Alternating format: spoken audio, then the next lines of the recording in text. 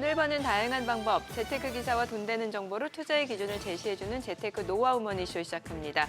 간밤 뉴욕 증시 S&P 500, 나스닥은 사상 최고치를 이어갔고 다우지수만 소폭 떨어졌죠. 네, 그렇습니다. 이른바 S&P 500과 나스닥의 사상 최고치 경신에 이어지고 있습니다만 상승폭이 그렇게 크지는 않습니다. 이번 주 예정된 여러 빅 이벤트들 앞두고 조금 이렇게 관망세 확인하고 가자는 그런 분위기도 느껴지는데요. 지수도 좋지만 또 개별 종목단에 더 눈이 가는 요즘입니다. 최근에 또 상승세를 보이던 애플, 마이크로소프트를 제치고 다시 시총 1위 자리를 탈환했습니다. 잠시 주춤했던 엔비디아 역시 UBS에서 목표 주가를 150달러로 상향 조정하자 2% 가까이 오르고요. 그 외 나머지 반도체 기업들도 모두 강세 흐름을 나타내면서 시장 상승 이끄는 모습입니다. 뉴욕 연은에서 발표한 기대 인플레이션도 최근 시장 분위기와 맥을 같이 하고 있습니다. 상품과 서비스 가격이 둔화될 것이라는 전망에 인플레이션 우려까지 줄어들면서 당분간 시장 상승이 계속될 거라는 전망이 우세를 점하고 있습니다. 어제 우리 증시의 양시장이 다소 엇갈린 모습이었습니다. 네, 맞습니다. 코스닥은 상승세를 이어갔고요. 코스피는 지난주 신고가 랠리 이후 쉬어가는 모습을 나타냈습니다. 외국인 홀로 순매수를 나타냈습니다만 개인 투자자 그리고 기관은 차익 실현에 나선 상황입니다. 오늘은 과연 또 어떤 흐름을 보여줄지 증시타임에서 확인해 보겠습니다. 국내 증시가 하반기 들어서 좋은 흐름을 보이자 시장에서는 서머랠리 기대감이 커지고 있습니다. 마침 오늘 또 ETF 시장에서 코스피와 코스닥 상승에 베팅하는 레버리지 상품이 출시된다고 하네요. 네, 그렇습니다. 기존 상품들과 다른 1.5배 레버리지 상품이라고 하는데요. 시장 방향성에 투자하는 것인 만큼 또 주의도 필요합니다. 상반기 부진했던 국내 증시가 하반기에 제대로 상승세를 탈 수 있을지 레버리지 ETF 투자 전략 하우머니에서 자세히 살펴보겠습니다. 네, 지금 보고 계신 머니쇼 유튜브에서도 라이브로 시청 가능하니까요. 많은 시청 부탁드립니다. 그럼 먼저 빠르게 돌아가는 글로벌 증시 상황부터 정리해 볼까요? 도지은 아나운서 소식 전해주시죠. 굿모닝 마켓입니다. 뉴욕 증시는 낙관론이 우세한 가운데 반대로 너무 낙관적이라 조정이 올 것이라는 이야기도 나오고 있습니다. 주요 지표와 발언을 앞두고 역시나 시장 선두에는 기술주가 서 있습니다. 3대 지수 말씀해 주신 것처럼 혼조세로 마감이 됐습니다. 다우지수만 0.08% 소폭 하락했고 S&P 500은 0.10%, 나스닥은 0.28% 상승했습니다. 다우를 제외한 두 지수는 또 사상 최고치를 경신해내는 모습인데요. 시총 상위주들도 흐름 보시면 1위의 주인공이 또 바뀌었습니다. 애플이 전거래일 대비 0.65% 오르면서 시총 1위에 다시 이름을 올렸습니다. 관련돼서 순차적으로도 보면 하반기 들어서 이 5회 연속 최고가를 기록하는 중이고요.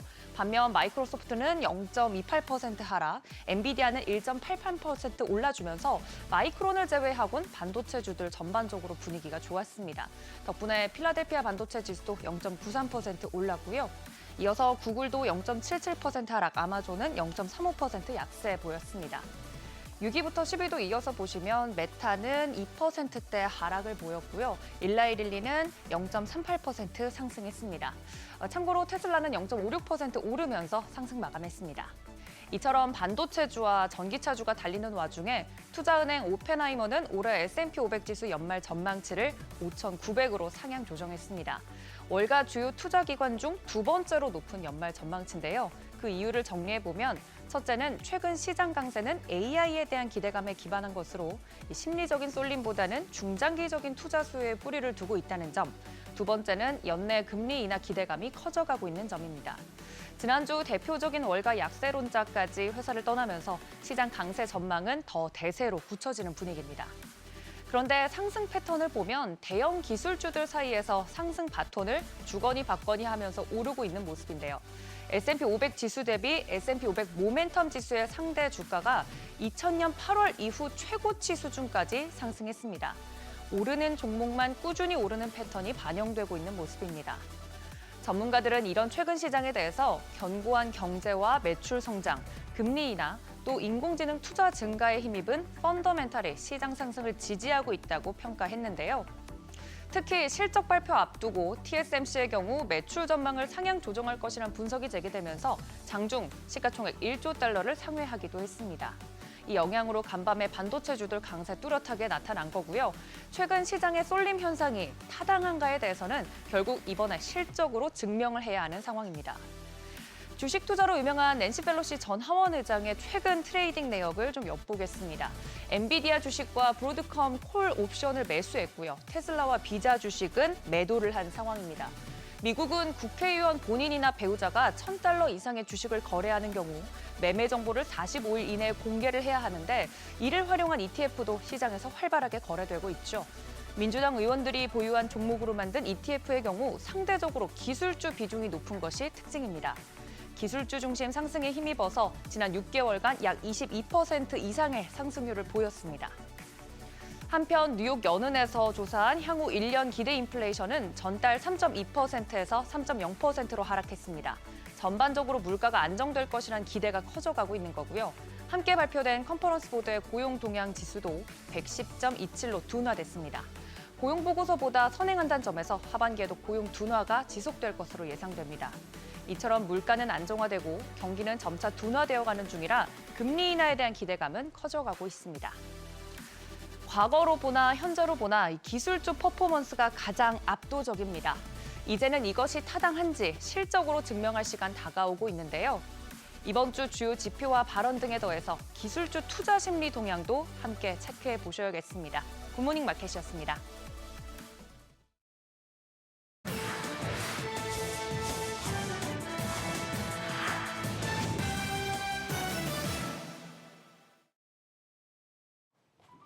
중국 대표 전기차업체 비아디가 유럽연합의 관세 폭탄에도 아랑곳하지 않고 돌파구 마련에 나서고 있습니다. 추가 관세 조치가 발표되고 불과 사흘 만에 튀르키예와 10억 달러, 우리 돈 1조 4천억 원 규모의 전기차 공장 협약에 서명했는데요. 이곳에서 연간 15만 대 생산 능력을 갖추고 연구개발센터도 함께 문을 열 계획입니다. 중국산 전기차 공세에 미국과 유럽이 관세 장벽을 높이고 있지만 쉽지만은 않아 보입니다. 특히 비아디와 손잡은 튀르키예의 경우 과거 EU와 관세 동맹을 맺었던 터라 현지에서 제조된 자동차를 유리한 조건에 수출할 수 있는데요. 비아디 역시 이번 투자에 대해 유럽 소비자에게 다가가는 것을 목표로 하고 있다 가감없이 밝혔습니다. 비아디뿐만이 아닙니다. 최근 한국 시장 진출을 선언한 중국 지리자동차 역시 2년 전 르노코리아 지분 34%를 인수하면서 2대 주주로 올라섰고 내년 하반기부터는 르노코리아의 부산 공장에서 폴스타4 모델을 생산할 계획인데요. 일각에서는 미국과 EU의 관세에 대응해 국내 르노 공장을 활용해 수출용 전기차 생산을 검토할 가능성도 있다는 분석도 나옵니다. 마이크로소프트가 중국 직원들에게 안드로이드 금지령을 내렸습니다. 대신 보안 문제 예방 차원에서 애플의 아이폰만을 사용할 것을 지시했는데요. 직원들은 직장용 기기에 로그인할 때 신원 확인을 위한 앱을 이용해야 하는데 중국에서는 안드로이드의 기반 기기들이 구글 플레이 대신 화웨이나 샤오미 등 현지 업체가 만든 플랫폼을 사용하도록 돼 있어 이들의 접근을 막기 위해 이 같은 특단의 조치를 내린 것으로 풀이됩니다. 애플의 앱스토어의 경우 구글 플레이와 달리 현지에서 사용이 가능하고 특성상 보안에 철저한 만큼 최근 연이어 국가적 차원에서 이뤄진 해킹 이슈로 곤욕을 치러온 마이크로소프트 입장에선 이보다 더 나은 선택지가 없었을 것으로 보입니다. 중국은 약 10년 전 모든 구글 서비스에 대한 접근을 차단하면서 자체 생태계 구축에 전념해 왔는데 고조되는 미중 갈등 속 복잡한 셈법 안에서 애플이 어부지리로 부각되는 모습이네요. 네, 이어서 애플 소식 조금 더 짚어보죠. 최근 인공지능 전략 발표 이후 상승 가도를 달리면서 월요일장에는 마이크로소프트를 제치고 시총 1위 자리를 탈환하기도 했는데요. AI 드라이브 덕을 톡톡히 보고 있는데 다만 똑똑해진 시리는 올해 만나보기 힘들 것 같습니다. 블룸버그의 애플 전담 기자 마크 거먼은 생성형 AI를 탑재한 애플의 음성 비서 시리가 내년 봄에나 출시될 것으로 내다봤는데요. 당초 계획대로 올가을 애플 인텔리전스와 함께 선보일 가능성은 낮아 보인다고 전망했습니다. 다만 애플이 자체 개발한 AI 대신 오픈 AI의 챗 GPT 기능은 계획대로 올해 말 시리에 우선 탑재될 것으로 예상되는데요. 업계는 한층 강력해진 시리가 출시되면 전통적인 스마트폰 사용 방식을 크게 바꿀 것으로 보이지만 올해 출시되는 차세대 아이폰에 당장 탑재가 되지는 않을 것으로 보인다면서 경쟁사인 삼성전자 입장에선 시간을 벌기도 했다고 평가했습니다. 인공지능 지각생 꼬리표를 떼긴 했지만 애플 당장 갈 길은 멀어 보이는데요. 최근 유럽연합이 애플을 비롯한 빅테크들의 갑질 이슈를 정조준하고 나서자 애플은 현지에서 차세대 인공지능 출시를 보류하겠다 선언하며 힘겨루기에 나서고 있고 또 최대 시장인 중국에선 챗 GPT를 사용할 수 없어 오픈 AI를 대신할 현지 파트너 찾기에 나서는 등 이래저래 셈법이 복잡한 상황입니다. 세계 최대 파운드리 업체 대만 TSMC의 주가가 사상 최고치를 기록했습니다. 강력한 인공지능 수요를 바탕으로 월가 대표 투자은행들이 목표가를 줄줄이 올려잡으면서 매수세를 끌어들였는데요. 모건 스탠리는 TSMC의 헝거 마케팅, 한정된 물량만으로 구매 욕구를 자극하는 전략이 효과를 보고 있다면서 목표 주가를 10% 가까이 높여 잡았고요. 또 다음 주 실적 발표에서 연간 매출 전망을 상향할 것으로 내다보고 강력한 협상력을 바탕으로 웨이퍼 가격을 인상할 것으로 전망했습니다. 이외에도 JP모건, 일본의 노무라, 미주호 증권 등 여러 증권사가 TSMC 2분기 실적에 대해 낙관적인 전망을 내놨습니다. 블룸버그가 집계한 데이터에 따르면 애플과 엔비디아를 고객으로 두고 있는 TSMC의 2분기 매출은 1년 전보다 36% 증가할 것으로 전망됐는데요. 2022년 마지막 분기 이후 가장 빠른 성장 속도를 보일 것이란 계산입니다. 이 같은 낙관론에 힘입어 TSMC 주가는 대만 증시에서 1,000대만 달러를 넘어섰고요. 또 최근 미국 예탁증권 기준 시총은 9,500억 달러를 돌파하면서 워런 버핏이 이끄는 버크셔 해서웨이를 제치고 글로벌 8위에 이름을 올리기도 했습니다. 지금까지 글로벌 비즈였습니다. 어제장 이슈가 있었던 업종 살펴보는 기업 이슈 시간입니다. 어제 코스피는 단기 급등에 따른 부담에 약보합권에서 마감했지만 코스닥은 여전히 1%대 강세 나타냈습니다. 어떤 업종이 코스닥 상승을 견인했는지 살펴보겠습니다. 어제 전력설비 기업의 여러 호재가 나오면서 관련주의 매수세가 몰렸습니다. 먼저 효성중공업은 또 한 번 수주 잭팟을 터뜨렸는데 효성중공업은 노르웨이 국영송전청 스타트넷에 총 3,300억 원 규모의 초고압 변압기를 공급하기로 했습니다. 이는 효성중공업이 2020년 처음 노르웨이 시장에 진입한 이후 최대 규모고요. 스타트넷도 개별 기업과 진행한 변압기 계약으로 역대 최대라고 합니다. 이로써 효성중공업은 현재 노르웨이 시장 초고압 변압기 시장에서 80%의 시장 점유율을 차지하고 있습니다. 이렇게 전력설비 업체들의 수주 모멘텀이 쏟아지면서 실적 기대감도 커지고 있는데요. 실제로 어제 신한투자증권에서는 LS 일렉트릭에 대해 올해 2분기 북미 호황이 이어지면서 실적 호조가 기대된다고 평가했습니다. 증권사는 LS 일렉트릭의 전력 인프라 수주는 전분기 대비 9% 증가한 2조 1천억 원으로 목표가를 12.5% 증가한 22만 5천 원으로 상향했습니다. 이에 따라서 전력 설비주 전반에 훈풍이 돌았는데요. 두산 에너빌리티가 7.47%, 또 재령전기와 대원전선도 모두 7% 넘게 상승했습니다. 이어서 효성중공업이 6.6%, LS 일렉트릭이 2.07% 상승했습니다. 어제 수산주에도 시장을 움직일 만한 재료들이 여러 나왔죠. 먼저 사조그룹주는 증권사로부터 보고서가 나오면서 줄줄이 급등했습니다. 사조대림은 최근 냉동김밥 3종을 미국에 수출하면서 상승세를 타고 있는데요. 하나증권에서는 냉동김밥 수출 호재에 이어서 사조대림이 지난달 식자재 유통 서비스 기업인 푸디스트를 2,520억 원에 인수하는 것이 추후 실적에 큰 폭으로 일조할 것이라고 밝혔습니다. 이에 따라 하나증권 연구원은 사조대림이 2025년 연결 매출액은 기존에 인수한 인그리디언 코리아 및 푸디스트 실적 반영에 기인해서 4조 원에 육박할 것으로 추정된다고 밝혔습니다. 네, 이런 가운데 미국서 냉동김밥이 6월에 사상 처음으로 100억 원 넘게 수출됐다고 하는데요. 냉동김밥은 가성비 높고 건강한 한 끼로 미국에서 각광받으면서 한 달 만에 약 500만 줄의 김밥이 미국으로 수출됐습니다. 이 같은 소식에 사조그룹주, 수산주 모두 강세를 보였는데 사조대림과 사조시푸드가 모두 상한가에 거래됐고요. 또 그 밖에 한성기업과 CJ시푸드도 모두 큰 폭으로 뛰었습니다. HD한국조선해양과 HD현대중공업, HD현대미포가 연이은 선박 수주에 강세를 나타내고 있습니다. HD한국조선해양은 최근 4,925억 원 규모의 건조 계약을 체결했는데요. 중동 소재 선사와 3,430억 원 규모의 초대형 가스 운반선 2척, 또 오세아니아 소재 선사와 1,495억 원 PC선 2척 계약을 각각 체결했습니다. 이번에 수주한 선박들은 HD현대중공업과 HD현대미포에서 건조돼 2027년 6월까지 순차적으로 인도될 예정입니다.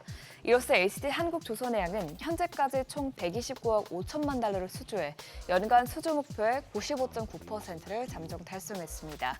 또 한편 HD현대중공업은 인도네시아 국영 석유공사로부터 초대형 가스 운반선 2척의 일감을 맡게 됐다는 소식도 어제 함께 나왔는데요. 이에 따라서 국내 조선업계 대부분은 기관은 수주량이 연간 목표치에 근접하면서 조기 달성 청신호가 켜졌습니다. 이 같은 기대감에 관련주들이 뛰어올랐는데 HJ중공업이 4.23%, 또 HD현대미포가 3.97% 올랐습니다. 이외에 HD한국조선해양, 삼성중공업, HD현대중공업 모두 2%대 상승세 나타냈습니다. 비만 당뇨 치료제로 널리 사용되는 GLP-1 작용제가 제2형 당뇨병 환자의 담낭암, 췌장암 등 10가지 비만 관련 암 발생 위험을 낮춰준다는 연구 결과가 나왔습니다. GLP-1은 인슐린 분비를 촉진하는 작용제로 오즌픽과 위고비 등에서 사용되고 있는데요. 미국 케이스 웨스턴 리저브대 의대 연구팀에 따르면 GLP-1 작용제 처방 그룹은 일반 인슐린 처방 그룹에 비해서 10가지 암 발생 위험이 유의미하게 감소하는 것으로 나타났습니다. 위험 감소폭은 담낭암이 65%로 가장 크고 또 이어서 수막종이 63%로 두 번째, 췌장암이 59%로 세 번째로 위험성이 줄었습니다. 이런 연구 결과에 GLP-1 치료제를 개발하는 비만 치료제 기업들이 올랐는데요. 고바이오랩이 18.58%, 또 블루엠텍과 펩트론이 각각 15.06%, 12.89% 상승했습니다. 이어서 인벤티지랩이 8%대, 또 D&D 파마텍이 6%대 오름세 나타냈습니다. 지금까지 어제장 이슈 살펴봤습니다.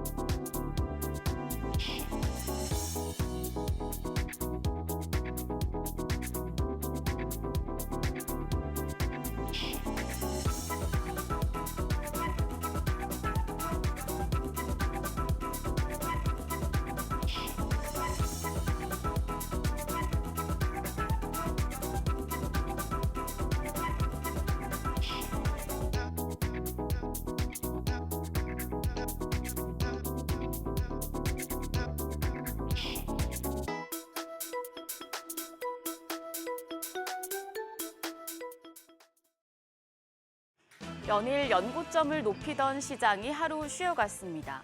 섞고 돌리고 그동안 못 갔던 주식의 수급이 이동하며 순환매가 활발하게 돌았습니다.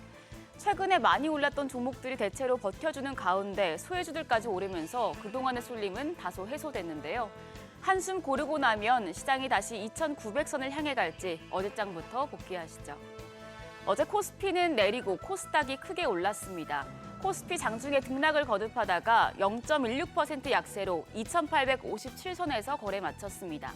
반면에 코스닥이 1% 넘게 올랐습니다. 1.39% 상승하며 860선 코앞에서 마무리했습니다. 양시장 모두 상승 종목이 하락 종목보다 많아서 지난주와는 다른 상황이 전개된 모습이었습니다. 수급 마감 상황입니다.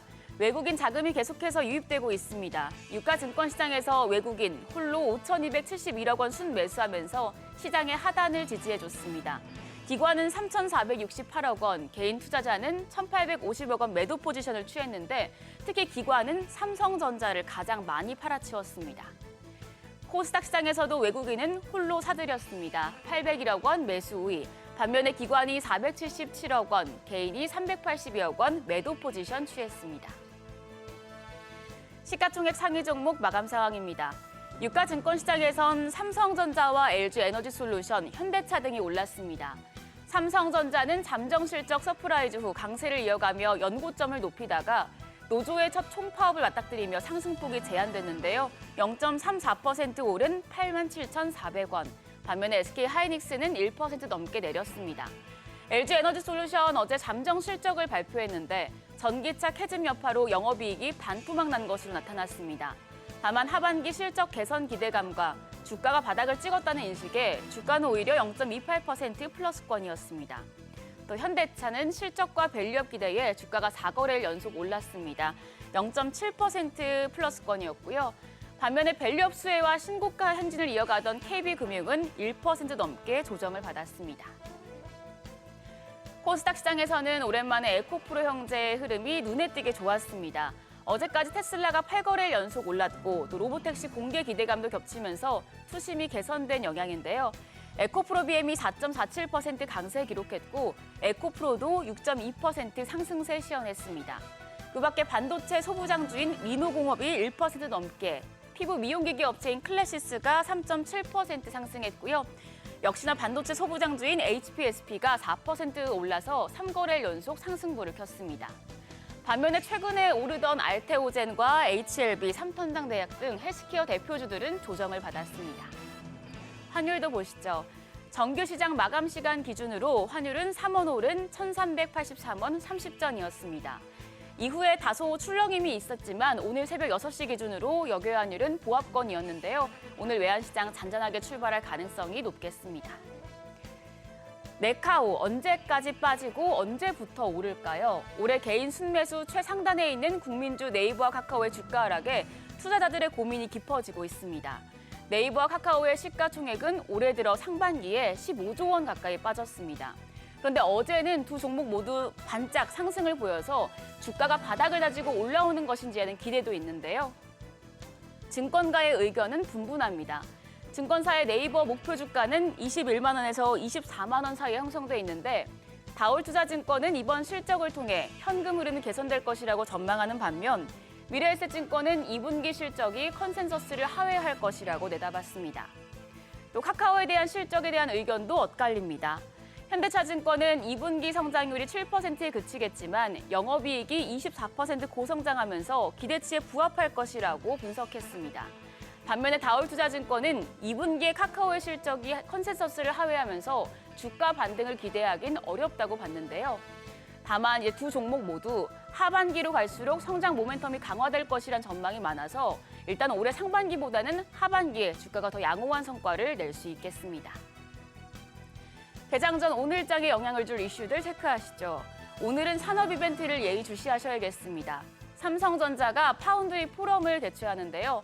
삼성전자 12만 전자 전망까지 나오는 가운데 이번 파운드리 포럼에서 어떤 소식이 공개될지 주목되고 있습니다. 시장에서는 이번 포럼에서 AI 구현을 위한 고성능 저전력 반도체를 위한 기술 혁신 노력이 소개될 것으로 예상하고 있습니다. 반도체 단에 영향을 줄 수 있겠고요. 어제 시간의 거래에서도 반도체 장비주가 강했습니다. 삼성전자가 메모리 패키징용 CXL 2.0 양산용 차세대 테스트 장비를 도입한 것으로 알려진 영향인데요. 장비주 중에서는 삼성전자의 스태커 시스템을 공급 중인 JNB가 강했고 CXL 관련해서는 오킨스전자와 네오셈이 상승했습니다. 또 반도체 장비주와 더불어서 에너지 저장 장치 ESS 관련주도 올랐습니다. 최근에 잉여 전기를 싼 가격에 저장했다가 비쌀 때 되파는 ESS 시장이 폭발적으로 성장하고 있는데요. 한중 NCS가 삼성 SDI에 1조 원대 ESS 배터리를 공급할 것으로 알려지면서 시간의 거래에서 주목받았고 또 유니테크노 등의 종목도 올랐습니다. 오늘장에서도 관련주들 상승세 이어갈 수 있을지 체크하시죠. 간밤 뉴욕 증시는 주요 이벤트들을 앞두고 경계심 속에서도 기술주들이 랠리를 보였습니다. 애플과 TSMC가 장중에 눈에 띄는 흐름을 보여주기도 했는데요. 우리 시장에서도 관련주들 움직일지 지켜보시죠. 지금까지 어제장 오늘장이었습니다.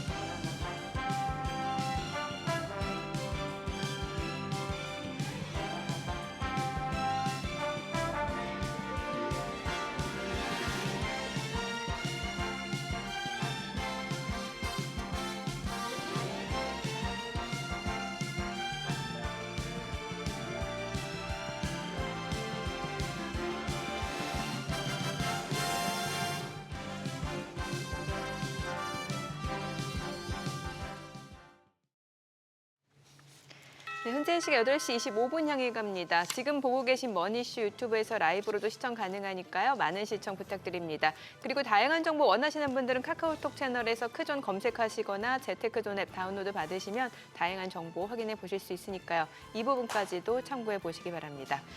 간밤 뉴욕 증시 사실 상승 탄력이 그렇게 크지는 않았습니다만 주요 AI 관련해서 반도체주들 강세를 보여줬고 TSMC 같은 경우는 장중에 1조 달러 네, 그렇죠. 터치를 하기도 했어요. 예.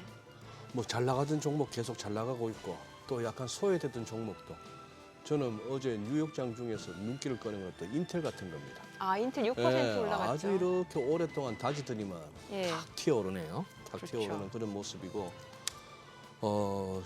지금 필라델피아 반도체 지수가 좋았고 해서 지금 우리가 지수가 계속 가려면 우리도 반도체가 여기서 멈추지 말고 이제 더 가져야 되는데 그렇죠. 이제 상당히 2,860 근방 1차적인 타겟까지는 왔고 여기에서 이제 숨 고르기는 이어지고 있는데 이걸 오늘 당장 뚫어낼 수 있을지 아니면 파월 의장 한 이틀 오늘부터 해서 의회 증언이 있는 것 보고 갈라는지 결국 뭐 지수 자체는 또 외국인들 수급에 달려 있지 않나 싶기도 네. 한데요.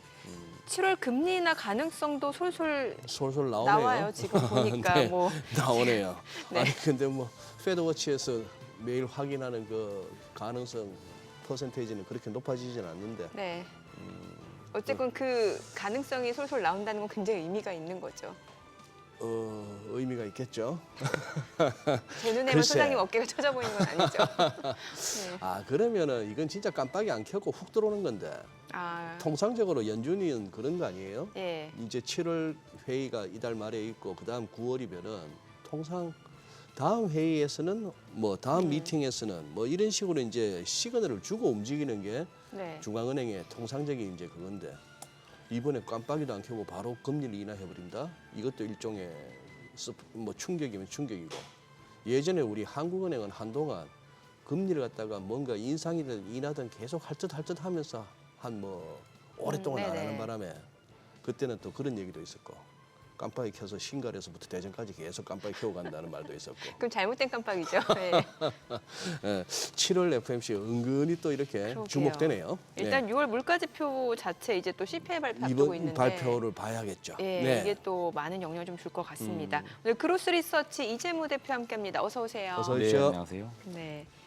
뭐 뉴욕 증시 보니까 지금 사실 그 전에 다우지수도 이제 4만 선 돌파한 이후에 지금 좀 숨고르기 하는 정도고 S&P 500 나스닥 소폭입니다만 그래도 상승세 계속 이어가네요. 네, 맞습니다. 지금 뭐 계속 이제 금리 이야기 해주셨는데 지금 네. 금리나 그 기대감이 미국 증시 그다음에 뭐 일본 뭐 한국도 지금 상당히 뭐 분위기 좋은 편입니다. 지금 2,800 위로 올라왔기 때문에 대체로 이제 이 금리 인하에 대한 기대감이 역시나 그 증시를 전반적으로 올려주는 이제 가장 큰 힘인 것 같고요.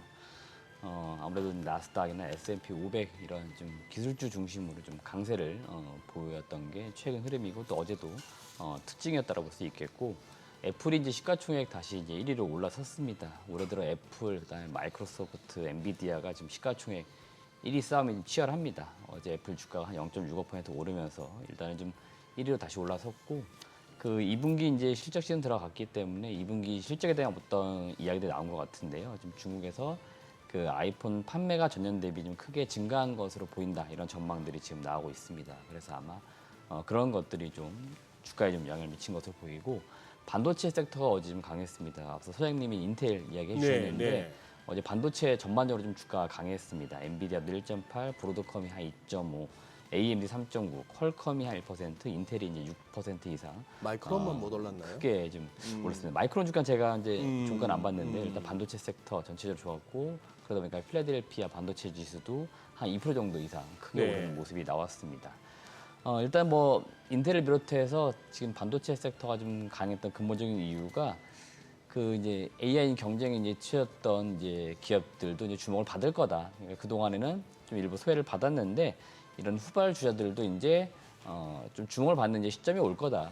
그렇기 때문에 이들을 좀 봐야 된다 이런 전망들이 일부 좀 나왔습니다. 지금 자막이 나왔는데 일부 좀 리서치 센터에서 이런 의견들이 나오면서 대체로 반도체 섹터가 좀 강했던 게 어제 미국 장 특징이었다고 보시면 될 것 같습니다. 네.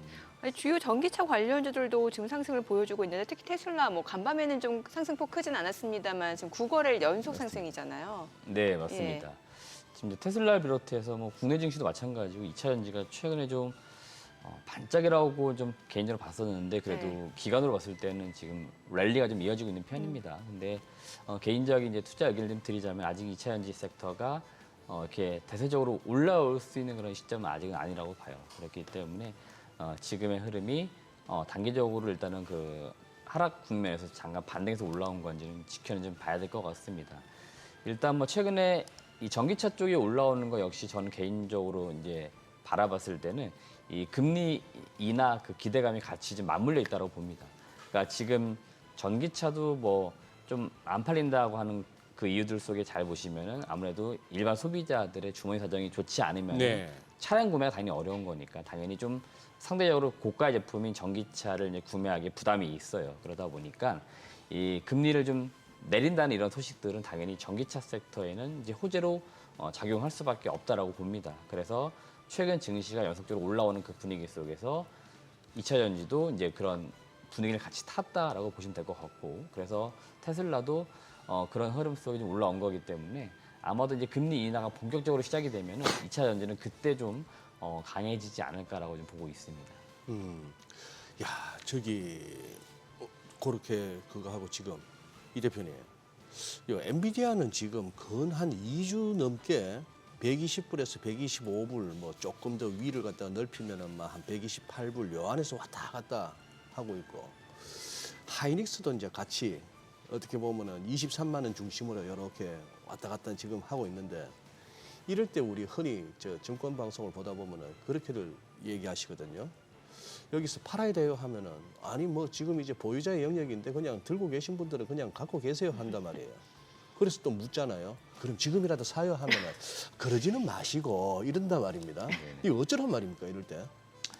그리고 그러니까- 들고 있는 사람 팔지 말고 살까요 하면은 좀 더 기다리라 하고, 이건 뭐. 그 얘기죠. 지금 소위 말하는 앞서가는 1등 기업들이 지금 한참 가 있기 때문에 안전하게는 2등 기업을 사자고 많이 이야기하는 거잖아요. 같은 흐름 속에서 예. 먼저 간 기업이 있으면은 이제 2등 기업이 있고 3등 기업이 있잖아요. 후발주자.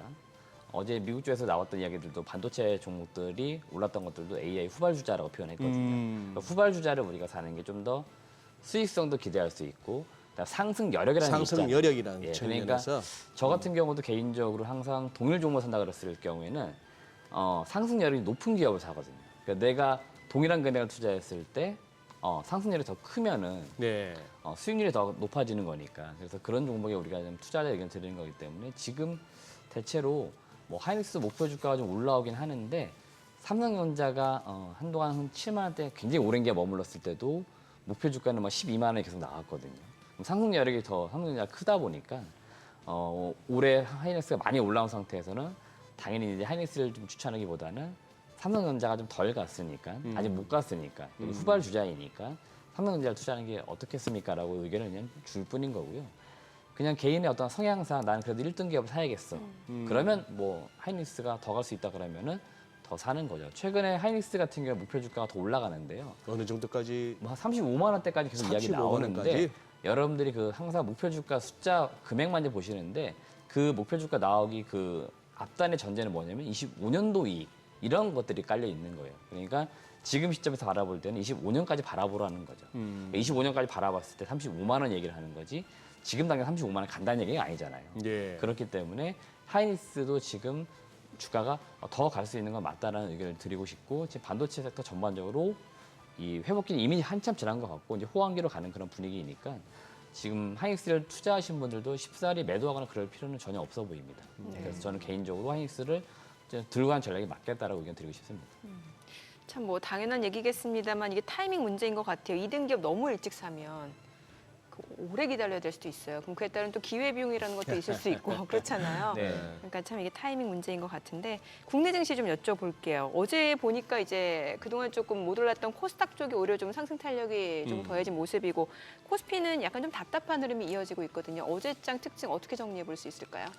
어제는 확실히 이제 코스피가 이제 쉬었고 이제 코스닥이 살짝 올라오는 모습이었는데요. 개인적으로 지금 시장을 봤을 때 이제 코스닥이 뭐 엄청나게 랠리를 펼치거나 그럴 거로 보지는 않습니다. 네네. 여전히 지금은 코스피 중심으로 올라갈 수밖에 없을 것 같고 이미 2분기 실적 시즌 들어갔기 때문에 시장의 어떤 관심도도 대형주 먼저 실적 발표가 있다 보니까 여기에 더 초점을 둘 수밖에 없다고 봅니다. 그 가운데 최근에 한 며칠 동안 국내에도 대기업들이 많이 올라왔잖아요. 네. 그러니까 어제는 잠깐 쉬었던 것 같고 그러다 보면은 이제 중소형주, 좀 테마주 이런 쪽으로 좀 시장이 좀 자금이 쏠려간 건 아닌가라고 보기 때문에 어제 사실 코스피가 쉬고 코스닥이 좀 이렇게 1% 이상 크게 올라간 거에 큰 의미를 개인적으로 두지는 않습니다. 여튼 코스닥은 한 800선대 여기 좀 계속 그냥 좀 이렇게 머무는 모습이 한동안 나오지 않을까라고 보고 있기 때문에 지금 이렇게 보는 거고 역시나 이쪽도 대부분 기술주고 좀 자금이 좀 어려운 섹터잖아요. 코스닥 예. 기업들이 그러면은 금리 영향을 많이 받을 수밖에 없고 그러면은 이제 금리가 좀 내려올수록 코스닥에 있는 게 어떤 자금 조달이 쉬워지거든요. 금리 이자도 낮아지고 그러면 그런 게 좀 탄력을 붙일 수 있는 그냥 트리거 요인이 좀 되지 않을까라고 보고는 있습니다. 어제 소위 그 단타하시는 이제 데이 트레이더 분들은 어제 같은 장 좋았을 것 같아요. 상승 종목이 모처럼 하락 종목보다 훨씬 많았고, 그러니 이제 대형주가 이렇게 대형주 중심으로 가는 장에서는 단기 트레이딩 하시는 분들은 재미없다 소리 자주 하시는데 어제 자 그러면 그동안에 이제 뭐 불닭볶음면을 비롯한 라면 한번 지나갔고 날 덥다고 이제 빈과류 한번 했고 그거에 비해서 이 냉동 김밥은 이거 좀 길게 가나요 이거? 냉동김밥. 네. 냉동김밥. 야, 이거 냉동으로 먹고 그렇게 좋아하면 이거 제대로 된 거 우리나라에서 김밥집에서 한번 따뜻하게 먹으면 이거 돌아버릴 건데 너무 좋아서 그렇죠. 개인적으로 저도 이제 사실 김밥을 굉장히 좋아하는 편인데요. 거기다 라면 옆에 네, 환상의 조합이죠. 그러니까 삼양식품이 가나 봐요. 네. 어, 일단 어제도 뭐 소위 말하는 이제 김밥이나 음식료 쪽이 좀 이제 강해적인 특징인 네. 것 같고 사조 이제 그룹이 어제 좀 어떻게 보면 그룹주 전반적으로 많이 올랐습니다. 어제 보고서는 보니까 사조 대림 보고서 나왔는데 대체로 사조 그룹 전반적으로 올랐다는 게 특징인 것 같고. 그 중에서도 사조 대림이 냉동김밥 관련 회사 아닙니까? 네, 그렇다고 보시면 될 것 같고. 근데 나머지 사조는 이제 덩다리라고 봐야 되나요? 지금 이제 정리해서 나오긴 하는데요. 뭐 김밥에 김만 들어가는 게 아니잖아요. 뭐 햄도 들어가고 뭐 단무지도 여러 개 들어가기 때문에 전반적으로 그 이제 음식료 재료를 공급해줄 수 있는 업체라고 하면은 예. 당연히 수혜를 볼 수밖에 없다는 거고 어제 사조 대림의 그 보고서 내용 저도 읽어봤는데요. 예. 상당히 좀 어떻게 보면 좋은 내용이 일리가 있는 내용이에요. 지금 예. 주가가 굉장히 싸더라고요. 퍼가 5니까 너무 싼 거 오, 아니냐. 진짜 싸긴 그래서 좀 가야 된다는 의견이었는데 그다음에 신규 커버리지를 하겠다는 거였어요. 이거 지금 너무 싼 거 아니냐 해서 신규 커버리지 하겠고 목표주가 16만 원이라는데 어제 종가가 잘 보시면 이제 9만 원이니까 아직도 지금 상승 여력이 60% 이상 넘게 남았습니다. 그러니 어제 30% 올라가기 전에 주가 생각해 보시면은 목표 주가가 얼마나 세게 나온 건지 알 수 와우. 있겠죠. 예. 그러니까 어제 하루 정도의 상한가는 이해가 된다는 거죠. 그다음에 밑에 이제 곁다리 같이 갔던 기업들은 뭐 옆에 누가 이제 갔으니까 같이 간 것 같고요. 여튼 사조 그룹도 대체로 지금 주가는 보시면은 좀 싸게는 거래되고 있었던 건 맞아요. 그러니까 저런 식으로 올라오고 있는 것 같고요. 음식료는 제가 지난주에도 말씀드렸지만 1분기 실적 발표가 한참 있었던 5월 중순 이후로 랠리가 많이 나오고 있는데 좀 더 하반기에 갈 수 있을 것 같습니다라고 말씀드렸던 전제 조건은 주가가 많이 올라왔지만 이익 대비하면 아직 주가는 좀 덜 올라간 것 같은 느낌이 있습니다. 그러니까 그런 기업들을 찾아보면은 좀 기회 요인이 꽤 있다는 거죠. 아마 2주 전쯤 나왔던 풀무원 같은 경우도 네네. 우리 이익 대비하면 주가가 여전히 싼 것 같더라고요. 그러니까 풀무원 같은 기업들도 최근에 계속 보고서 나오는 이유들 보면은 뭐 맥락은 비슷합니다. 실적이 이렇게 좋은데 주가가 쌉니다. 결론은 이렇게 나와요. 예, 그러니까 지금은 실적이 좀 좋은데 주가가 싼 기업들을 사두고 좀 기다려보는 전략은 괜찮을 것 같다. 이런 의견을 드리고 싶습니다. 대충 지금 매출이 어느 정도 나오나요? 한번 파악해 보셨습니까, 대표님? 제가 지난번에 한번 정리를 했는데요. 다시 한번 나중에 좀 시간 되면 네, 정리해 예. 드리도록 하겠습니다. 예. 이거 애초에 그 관련주는 우양인가 그렇지 않았었나요? 냉동김밥 관련주. 네, 맞습니다. 같이 움직이나요 지금? 뭐 비슷하게 갈 것 같고요. 비슷하게. 지금 우양이 이제 모멘텀으로 지금 봐야 되는 게 뭐냐면 미국 쪽 이제 대형마트에 들어간다는 거잖아요. 대형마트. 근데 그 들어가는 그 시점이 이제 3분기이기 때문에 지금 아직 들어가지도 않은 거죠. 그러면은 이제 계속 그 기대감 남아 있을 거고 들어간 시점부터는 이제 그러면 매 월 단위 재고 얼마나 수출되고 있어 이런 걸 좀 시장에서 체크를 하겠죠. 그렇기 때문에 기본적으로는 지금 이제 기대치가 반영되어 있는 거고 기대치가 있기 그 전에 기본적으로 지금 이익이 좀 나오고 있냐 했을 때 이익이 지금 나오고 있다는 거죠. 그러면 이제 어느 정도 시장에서는 올해, 내년, 내후년 이렇게 좀 바라보면서 투자를 하게 되는 거죠. 우양 그 냉동김밥 그냥 완제품인 거죠, 그냥? 네, 원래 우양 냉동 식품이었다 하더라고요. 냉동식품. 예, 그러니까 그 완제품 이제 수출을 하겠죠. 예. 네. 2차 전지 좀 여쭤볼게요. 보니까 이제 코스모 신소재가 그 LG화학에 공급 계약 맺었다는 공시가 나왔는데 사실 지금 미국 뉴욕 증시 쪽에서는 전기차 관련주들이 좀 움직임이 있었고 국내 최근에 이제 2차 전지 쪽 섹터가 좀 움직임이 나오긴 하거든요.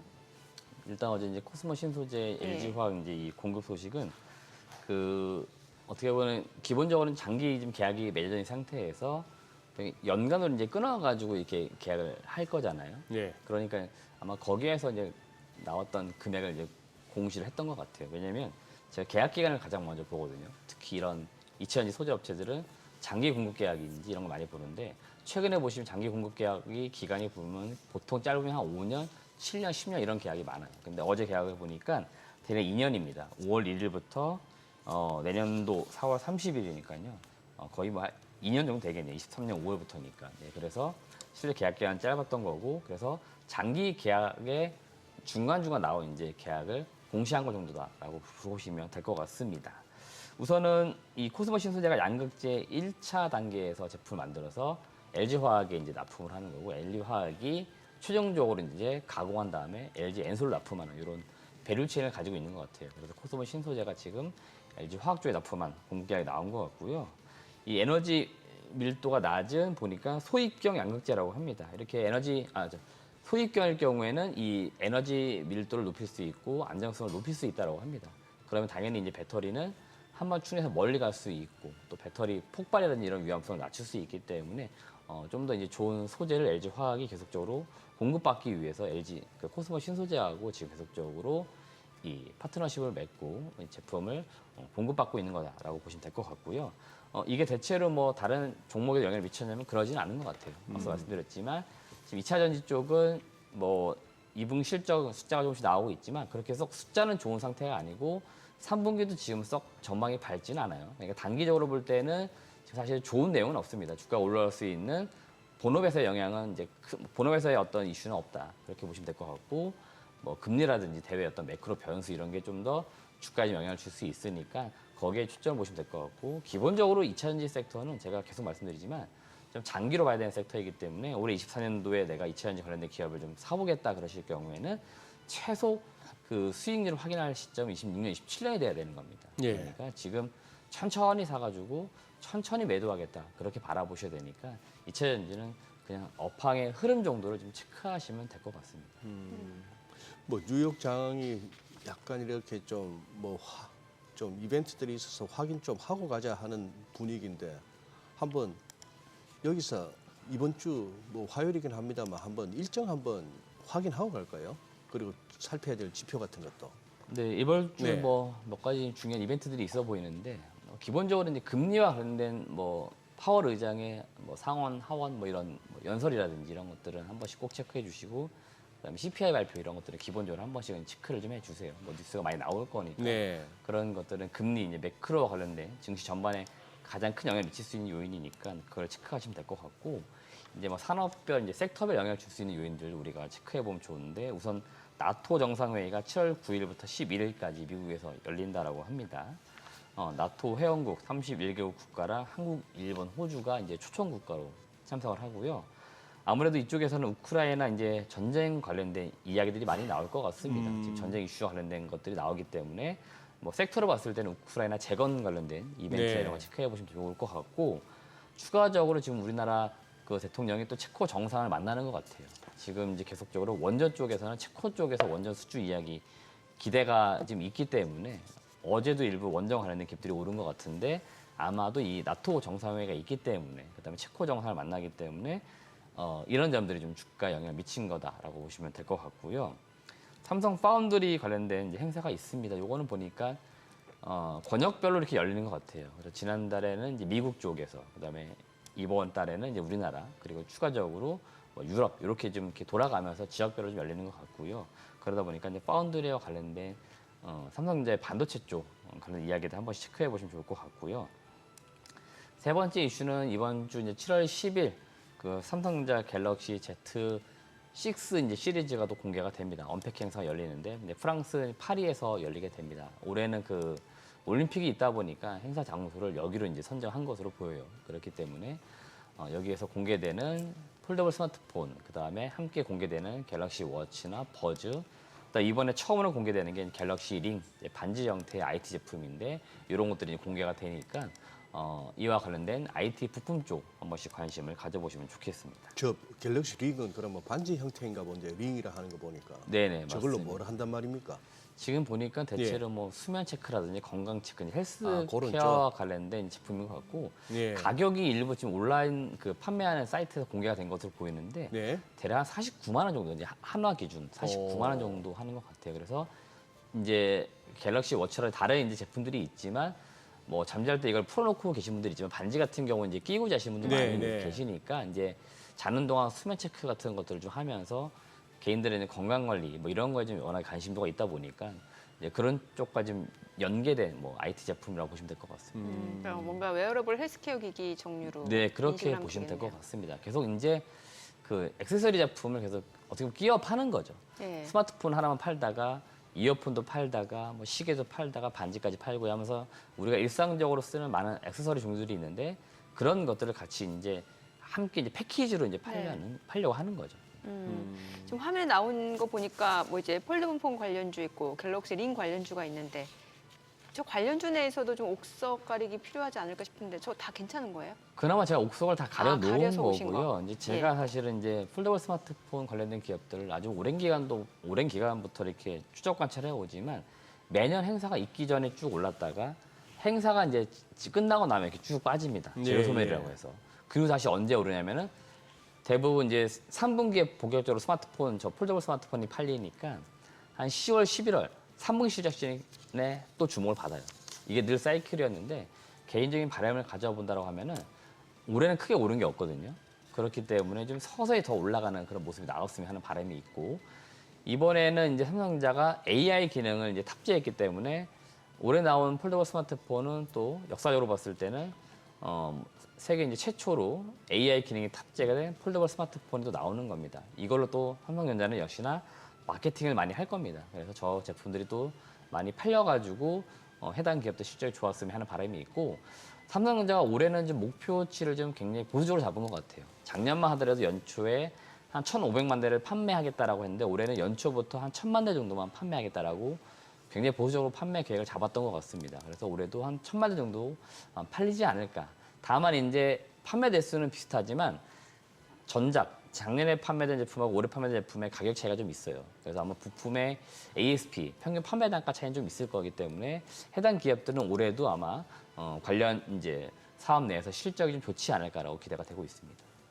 이제 뭐 엔비디아 뭐 퀄리티 테스트 통과 여부 그리고 뭐 납품하냐 마냐 이건 별로 중요한 이슈가 아닌가요? 요새는 또 별로 안 들리네요. 그런 관련 얘기가. 계속 이야기되고 있습니다. 얘기되고 있어요. 실적도 나왔지만 네. 실적으로 오른 건 지난주 삼성전자 주가 2% 되는 것 같아요.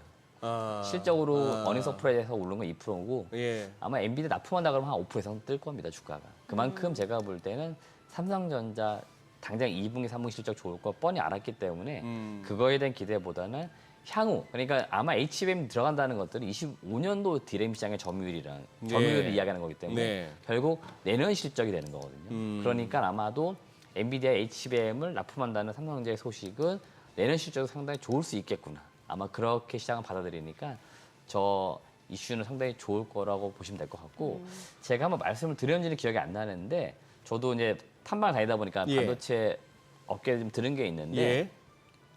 삼성전자하고 SK하이닉스가 기본적으로 그 반도체 이제 최종 테스트하는 과정에 있어서 장비가 다르다라고 합니다. 그러니까 결국 반도체는 만들어진 상태에서 패키징도 하고 테스트 과정이 끝나 실제로 완제품이 나오는 거잖아요. 네. 이걸 출하하는 거거든요. 예.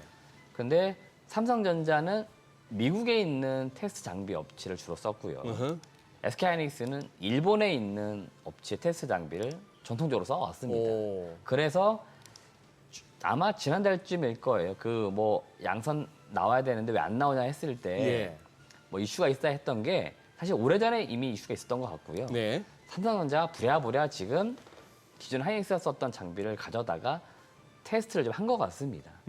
그래서 제가 지난번에도 한번 말씀드렸지만 조건이 달랐다라고 했던 것들이 아마 이런 거를 이야기했던 것 같아요. 그러니까 장비를 지금 하이닉스랑 동일 장비를 써야 되는 건데 이 장비라고 하는 게 당장 뭐 갖다 쓸 수 있는 게 아니거든요. 장비 셋업 시간도 필요하고 소프트웨어 설치도 해야 되고 그 물리적인 시간이 상당히 오래 걸려요. 그러다 그래요? 보니까 아마 삼성전자가 예상했던 기간보다 좀 늦어지고 있는 것들은 아마 이런 이제 과정이 중간에 있었던 것 같습니다. 뭐 공개할 수는 없겠죠. 근데 내부적으로 나오는 이야기들이 또 외부에 조금씩 뭐 루머처럼 들려오는 것들을 들어보면은 대체로 이런 이슈가 있었던 것 같고 지금은 뭐 계속 뭐 제네시스방도 이야기해주고 있고 삼성도 이야기하지만 아주 원만하게 테스트는 진행 중에 있다라고 하니까 납품하는 거는 그냥 시간 문제다라고 보시면 될 것 같습니다. 지금 미국 기업, 일본 기업에 의존한다는 그 반도체 테스트 장비 네. 우리나라에서는 못 만들어요?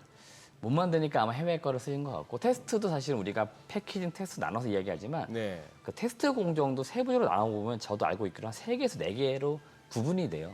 그러니까 그 중간중간에 여러 이제 테스트 장비들이 있는데 일부 국내 장비들도 들어가 있거든요. 예. 근데 이제 메인 뭐 중요 장비들 보면 아직도 보면은 반도체 역사로 보면은 미국의 업체나 일본의 업체들이 많이 들어와 있죠.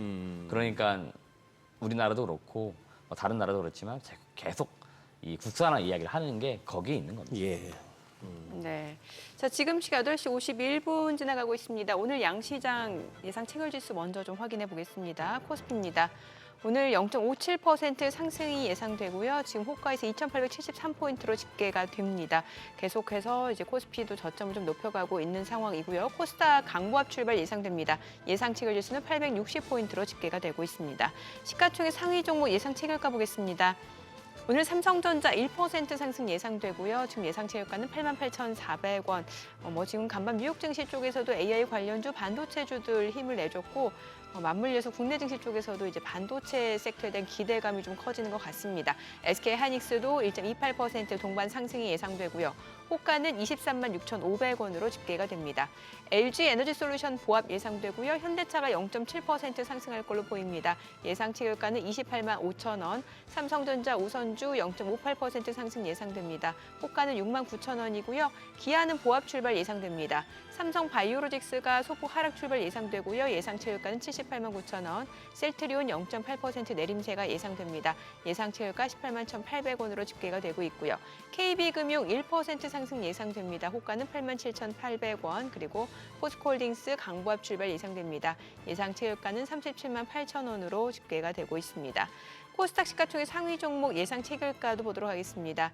에코프로비엠 오늘 보합 출발 예상됩니다. 어제 4% 강세를 보여줬는데 일단 지금 호가에서 봤을 때는 아직까지는 뚜렷한 움직임 나타나지 않고 있는 상황이고 알테오제는 1% 약세가 예상됩니다. 예상 체결가 26만 9,500원, 에코프로가 0.5% 상승할 걸로 보입니다. 호가는 10만 5천 원. HLB가 0.98% 하락 예상되고요. 예상 체결가는 9만 1,300원. 엔캠 상승 출발 예상되죠. 호가는 22만 9천 원이고요. HPSP가 0.5% 상승할 걸로 보이고요. 리노공업도 0.6% 상승 예상됩니다. 예상 체결가 22만 5천 원. 이 가운데 삼천당제약 소폭 하락 예상되고요. 호가 19만 3,900원, 셀트리온제약 0.9% 내림세가 예상됩니다. 클래시스는 보합 출발 예상되고 있는 상황이고 오늘 호가에서 움직임이 괜찮아 보이는 섹터는 지금 화장품 섹터 좀 보시면 좋을 것 같은데 지금 보게 되면 이제 한국콜마 2% 강세 예상되고요. 리더스 코스메틱 11% 급등이 예상되고 있는 상황이고 실리콘2 호가도 좀 보도록 하겠습니다. 지금 실리콘2 같은 경우는 지금 현재 소폭 상승 예상되고 있는 상황이고 LG생활건강도 소폭 오름세가 예상됩니다. 토니모리, 마녀공장 좀 상승 출발 예상되고 있는 모습이고 오늘 호가에서는 또 화장품 섹터가 다시 한번 또 상승을 보여줄 수 있지 않을까라는 기대감을 키우는 분위기인 것 같습니다. 지금 어제 급등 보였던 수산주도 오늘장에서 상승세가 좀 이어질 걸로 예상되는데 사조대림 8% 강세가 예상됩니다. 호가는 10만 8천 원으로 집계가 되고 있는 상황이고요. 그 밖에 지금 동원산업도 1% 상승 예상되고요. 사조시푸드가 15% 급등이 예상됩니다. 예상 체결가 9,200원. 사조산업도 5% 강세가 예상됩니다. 오늘 수산주 행보도 조금 눈여겨보시면 좋을 것 같습니다. 이제 개장까지 5분여가량 남았습니다. 일단 오늘은 이제 사실 그 반도체 관련주들 힘을 내준다라고 하면 코스피는 좀 추가적으로 좀 우상향 추세를 이어갈 수 있지 않을까라는 기대를 키우네요. 네. 예. 지난주 봤던 그 지금 현재 찍히는 저 수준 2,872번 저쪽이 지난주 봤던 레벨인데 저거까지 이제 돌파할 수 있는 이제 힘이 있는가 그 부분이 그거하고 야 참 네. 이게 저같이 차트로 들이대는 사람 입장에서는 이 지금 강세장은 인정해야 됩니다. 차트로 봤을 때도 그래요. 예. 강세장은 맞고 이 추세가 꺾이는 걸 갖다 눈으로 보기 전까지 이거 꺾일 거야 하는 식의 어떤 접근은 좀 위험할 수 있겠다 싶네요. 일단 월간 차트가 지금 뭐 일목균형표 같은 거 보면 이제 지난달부터 해서 후행 스팬이 가격대 뚫고 훌훌 가고 있고 위클리도 마찬가지고 해서 지금 장은 분명 강세장이다. 이런데 오늘 우리 지금 유튜브에 지금 이제 제목이 그렇게 나와 있지 않습니까? S&P 월가에서 S&P 500 연말까지 상승돼 조정 임박 이렇게 좀 뷰가 엇갈린다 하는 그런 얘기인데 요 부분은 어떻게 이 대표님은 뷰가 S&P 어떠세요? 500. 지금 이제 월가에서 이제 갑론을박이 있는 거예요. 워낙 급하게 잘 오르다 보니까 계속해서 뭐 목표가 올리는 그런 증권사나 투자은행들이 나오는 반면에 또 일부는 이게 너무 급한 거 아니야, 조정이 임박한 거 아니야, 뭐 이런 식으로 나오기도 하고 그러다 이제 폴라노비치는 집에도 가기도 됐고 뭐 이렇게 됐는데. 뭐 일단 확률은 5대 5지 않습니까? 그렇죠. 대체로 지금까지 시장을 확률은 이렇게 5대 5. 보면 항상 전망이라고 하는 게 둘 중에 하나 맞는 거 아니면 틀린 거였기 때문에 네. 제가 이제 어느 쪽에 이제 베팅을 할 거냐 이렇게 봤을 때는 그래도 좀 오른쪽에 그래도 오르는 베팅을 쪽에 좀 하고 싶고요. 우리가 주식을 하는 입장에서는 사실은 오를 거라고 사실은 보고 늘 그래야 시장을 봐야 예. 좀 기대가 있는 거지 않습니까? 예. 기본적으로 주식시장을 예. 하는 게. 만약에 떨어질 거라고 하면 굳이 오늘 볼 필요도 없고 살 필요가 없는 거겠죠. 예. 그렇기 때문에 일단은 기본적으로 좀 이제 더 좋아질 수 있다 이 기대치 가지고 보시면 될 것 같고요. 그 기대는 근본적으로 이제 금리가 이제 저 1년 내내 계속 말씀드리고 있는데 가장 중요하다 말씀드리고 있고 미국도 아마 그 기대가 계속 있는 것 같습니다. 그렇기 때문에 좀 더 올라갈 수 있는 여지가 있는데 다만 이제 저도 살짝 불안한 게 뭐냐면은 이게 또 시장에서 어떻게 받아들일지 모르겠지만 재료 소멸이라고 해가지고 네네. 정작 금리를 이제 내리기 시작했더니 그러게요. 예 시장 분위기는 약간 미온적이거나 또 빠지거나 그런 건 아닐까나 살짝 우려감이 있어 요 예상과는 좀 다르게. 예. 그래서 이제 그런 좀 우려는 사실 이제 하반기를 바라볼 때 가지고 있고요. 국내 증시 바라볼 때는 상대적으로 좀 다른 국가도 올라간 거에 비하면 좀 덜 올라간 건 아닌가라고 보고 있기 때문에 그래서 좀 한국 증시는 좀 더 갈 수 있다고 저는 지금 보고 있는 거고 한국 증시도 지금 뭐 마찬가지입니다. 이제 미국 금리 정작 내렸더니 예. 재료 소멸과 함께 좀 빠지는 거 아닌가라는 그 우려감 있고 또 하나는 이제 계속 이야기되고 있지만 이제 금투세와 관련된 예. 투자 심리가 이제 이건 꺾이는 거죠. 예. 그런 게 국내 지시만 바라볼 때는 또 어떻게 보면 하반기에 있을 만한 악재 요인이 좀 되지 않을까, 변수 요인들 라고 좀 개인적으로 보고는 있습니다. 그 말씀은 역으로 금리 인하가 실제 이루어질 때까지는 터져도 롱으로 터져야겠네. 매수로 터져야겠네. 그 의견입니다. 네, 정확하게는. 예, 그래서 예. 실제로 지금 증시가 좀 더 갈 수 있고 랠리가 계속 좀 이어지는 것들은 그냥 거기에 좀 기대치를 계속 갖고 있는 거라고 보시면 될 것 같고 사실 그냥 제가 이렇게 바라봤을 때는 어느 정도 금리 인하에 대한 기대치를 증시는 좀 많이 반영을 좀 시켜놓고 있다라고도 보고는 있습니다. 그러니까 완전 반영 안 된 게 아니고 어느 정도 꽤나 반영이 되어 있기 때문에 우리가 금리 인하가 실제 이루어지는 단계에서는 이 증시 분위기가 어떻게 가는지를 좀 봐야 될 것 같습니다. 사실 근데 뭐 미증시도 마찬가지고 국내 증시도 그렇고 지금 쏠림 현상이 계속해서 좀 이어진 상황이고 순환매도 좀 빠르잖아요. 네. 그럼 반도체 섹터 포트폴리오 못 담으신 분들은 어떤 전략이 좋을지도 궁금해지고. 일단은 여전히 예. 삼성전자는 더 갈 수 있다고 보고 있기 때문에 삼성전자. 뭐 대형주를 좀 원하시는 분들은 예. 삼성전자를 사는 것도 아직까지는 가격적으로는 나쁘지 않을 것 괜찮다. 같습니다. 그래서 삼성전자가 지금 이익이 저렇게 좋아지고 이익이 보니까 엄청나게 올라가기 시작하면은 예. 밸류는 또 낮아지기 마련이기 때문에 좀 더 올라갈 수 있을 거다라고 보시면 될 것 같고 지금 생각보다 반도체 섹터 내에서 올해 내내 그 인기 있는 기업들만 인기가 있었지 그러니까요. 정작 안 간 기업들이 예. 굉장히 많습니다. 제가 이 자리에서 탐방 다녀와서 소개시켜드리는 기업들은 대체로 전통적인 반도체 장비군이거나 반도체 후공정 업체들이 네. 많았어요. 네. 유니셈, SFA 반도체 같은 것들은 반도체 후공정 쪽 업체들이거든요. 아하. 이런 기업들 예. 잘 보시면은 주가가 많이 올랐나 보시면 뭐 거의 오른 게 없습니다. 결국에는 시장이라고 하는 거는 이제 많이 올라간 기업이 있으면 덜 간 기업을 또 찾기 마련이고 지난주에도 삼성전자 반도체 그 얘기 저희 네. 개장하고 좀 들어보도록 하겠습니다. 알겠습니다. 오늘 국내 증시를 확인해 보죠. 개장합니다.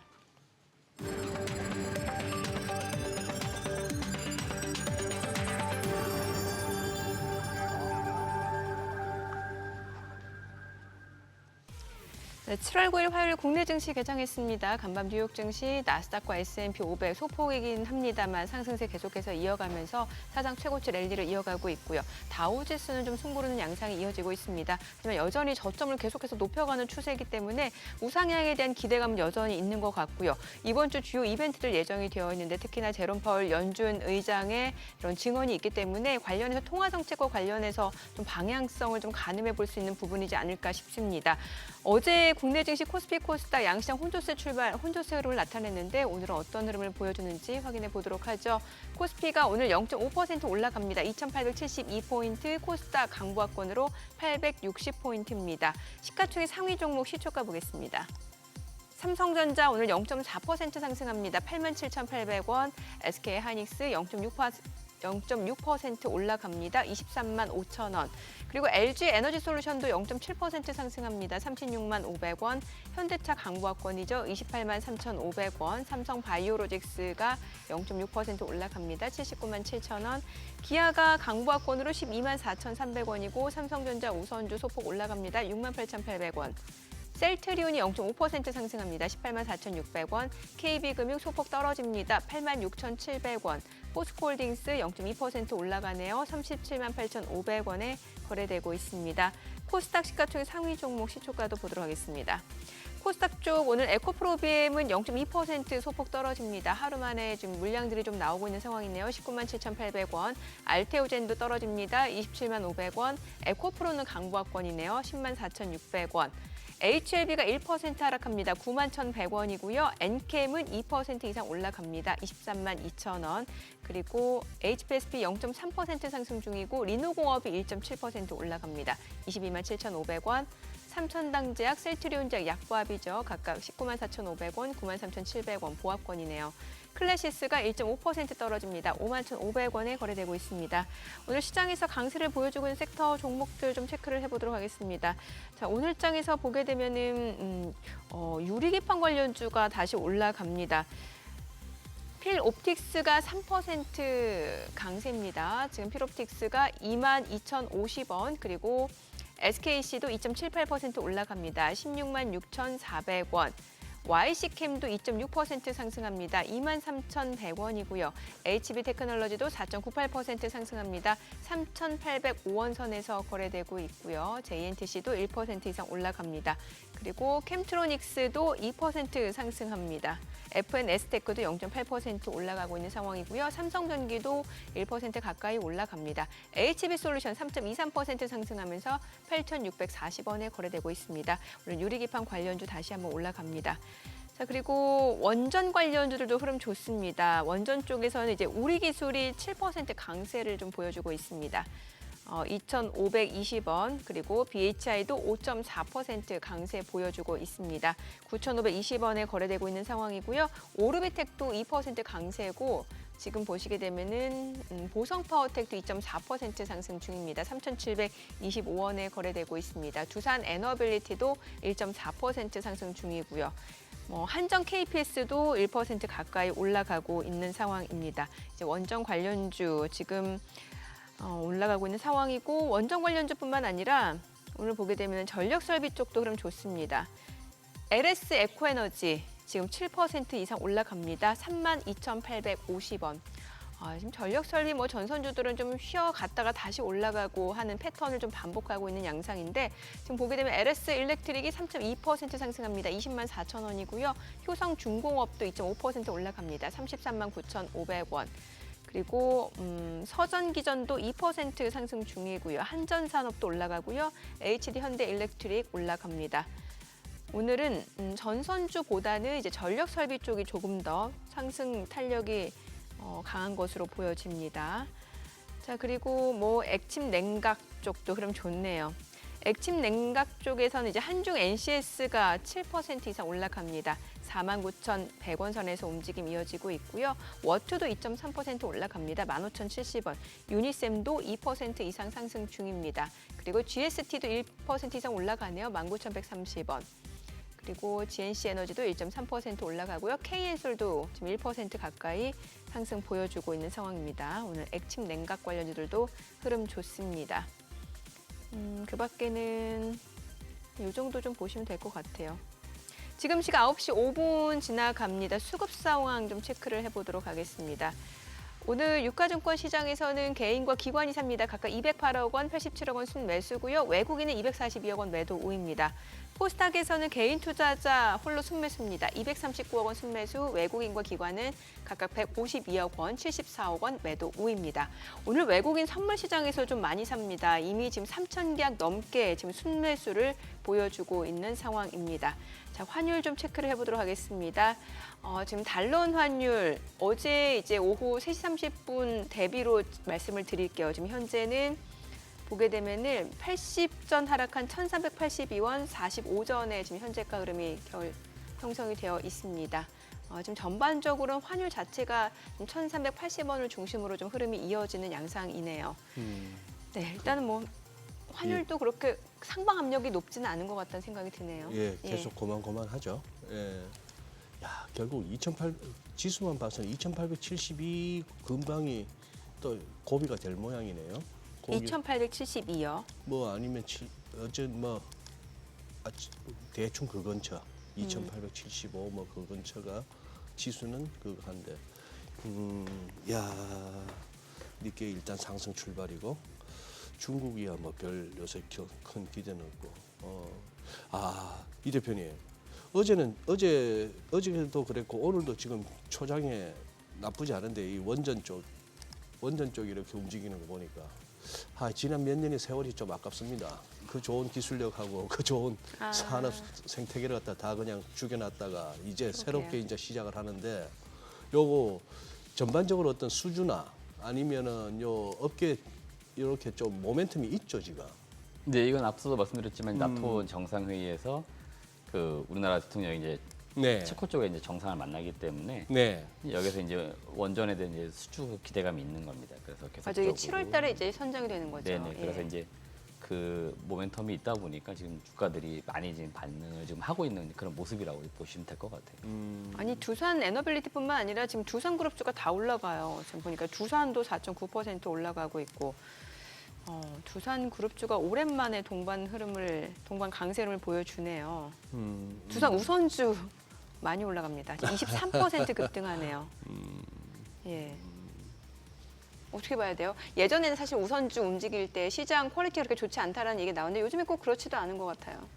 근데 뭐 우선주는 다들 아시겠지만 이제 시가총액이 좀 작고 거래량 자체가 작다 보니까 예. 이제 조금의 이제 매수 금액이 좀 들어와도 급등하는 이제 현상이 좀 있어가지고 우선주 같은 경우에는 사실은 이제 개인적으로 방송도 그렇고 할 때 잘 권해드리는 편은 아닙니다. 그러니까 예. 가격이 올라갈 수는 있지만 또 거래가 있어야 또 내가 또 엑시트에 나올 수 있지 않습니까? 그렇죠. 근데 거래가 또 없으면은 또 쉽사리 나올 수가 없는 이제 그런 현상이 나타날 수 있기 때문에 항상 그 우선주들은 그 이제 본주하고 이제 괴리율 같은 거 좀 잘 보시면 좋을 것 같고 실제 거래가 얼마나 되는지 좀 보시면 될 것 같아요. 그래서 우선주 투자는 사실 개인적으로는 그렇게 썩 이제 권해드리고 싶지는 않습니다. 지금 뭐 탐방 다녀오신 거 보기 전에 워낙 우리 시장이 이 순환매 내지는 또 테마로 움직이다 보니까 그 분위기를 또 여쭤보지 않을 수가 없는데 또 그건 어떻게 됩니까? 뭐 영일만 관련주니 무슨 뭐 대왕고래니 뭐 이런 식으로 이제 분류했던 그쪽은 네. 뭐 가스공사를 비롯한 이쪽은 요새 주가 흐름이 어떤가요? 요새 또 뭐 잘 안 들리길래. 글쎄 저도 요새 예. 잘 안 보고 있는데요. 예. 지난주 제가 아시는 이제 매매하시는 분 예. 이렇게 대화를 나눴는데 네. 얼굴 표정이 안 좋으시더라고요. 아, 왜요? 네, 그래서 왜 이렇게 표정이 안 좋으냐 그랬더니 다 물려 있다는 겁니다. 어디에 물려 있냐 봤더니 이제 그쪽에 다 물려 계시더라고요. 그쪽으로. 그래서 분위기 그쪽이 안 좋구나 이렇게만 보고 있는 분위기 거예요. 안 좋구나. 그래서 6월달에 제가 한번 말씀드렸는데 네. 6월 중순쯤이죠. 갑자기 이제 등장한 그 소위 말하는 큰 틀의 산유국 테마가 바람이 불면서 한 번 휩쓸고 갔습니다. 네. 그래서 그러고 지금 거의 한 달이 지나고 있거든요. 예. 그러니까 시장은 이제 어느 정도 순환매가 싹 이루어지고 있는 거죠. 그러니까 그런 쪽은 항상 여러분들 보실 때 내가 아주 운이 좋게 사놨는데 갑자기 내 종목이 테마를 타서 올라갔다. 그러면 빨리빨리 수익을 실현하시고요. 다음 이슈는 뭐가 있을까? 그렇게 찾아보는 게 확률적으로는 더 유리합니다. 올라간 거에 내일 또 한번 올라가겠지. 내일 모레 또는 조정 나와서 반등 나오겠지를 기대하셨다가 안 나올 경우에는 상당히 어려움이 있을 수 있으니까 예, 그쪽은 좀 그렇게 보시면 될 것 같고 우량주라고 할 수 있는 대형주에 들어가신 분들 있잖아요. 네. 그분들 뭐 대표적으로 포스코 인터내셔널도 그런 움직임이 있었는데 그런 종목들은 좀 근본적으로 사업이 좋아지고 있어요. 제가 볼 때는. 또 이쪽 광물 쪽이잖아요. 네네네. 그러니까 광물도 하지만 2차전지든 이제 다각화를 네. 지금 많이 그 그룹사 전반적으로 하고 있기 때문에 그런 기업들은 투자 가치가 사실 좀 있죠. 그러니까 지금 그런 기업들은 사실은 뭐 테마성으로 사실 들어갈 기업들은 아니지만 내가 이제 산 이후에 뭐 테마성으로 주가가 좀 움직였다 그러면 그때 약간 비중을 줄이셨다가 다시 좀 주가가 떨어지면 늘렸다가 이렇게 해두는 전략도 나쁘지는 않다. 다만 이제 펀더멘털이 되니까 좀 중장기로 바라보면서 또 투자할 종목들이니까 포스코 인터내셔널 그런 기업들은 또 그렇게 좀 대응을 하시면 좋겠습니다. 최근에 보면 왜 제약바이오 쪽도 움직임이 좀 있었는데 그 왜 싹센다라고 이제 여성분들은 좀 아실 텐데 그 주사 형태의 비만 치료. 예, 비만 치료 네. 이게 원래는 당뇨병 치료였죠 처음에는. 사실 그 예. 원료가 되는 건 이게 이제 기반이 사실은 동일한 상태에서 이제 작용 기준을 계속 찾는 거잖아요. 네네. 그러다가 이제 비만 쪽에 상당히 효과가 있어가지고 이제 비만에서 인기를 끌다가 이게 뭐 치매에도 효과가 있다, 당뇨 효과가 있다 해가지고 작용 기전이 계속 넓어지면서 국내에서 소위 말하는 관련 주가 이제 막 등장을 한 거예요. 그러니까 또 저게 특허 만료되면 이제 네, 다른 이제 복제약들이 그렇죠. 나올 수 있는 거잖아요. 우리나라가 사실은 좀 안타깝지만 이렇게 신약이 막 잘 나오고 그러진 않잖아요. 근데 소위 말하는 바이오시밀러나 이제 복제약도 뭐 잘 바이오시밀러나 만들거든요. 제네릭이나 그러다 그렇죠. 보니까 예. 우리나라도 일부 사실은 좀 저와 관련돼서 개발하는 기업들이 있었고 그런 기업들이 계속적으로 시장에서 주목을 좀 받고 있는 단계라고 보시면 되겠고요.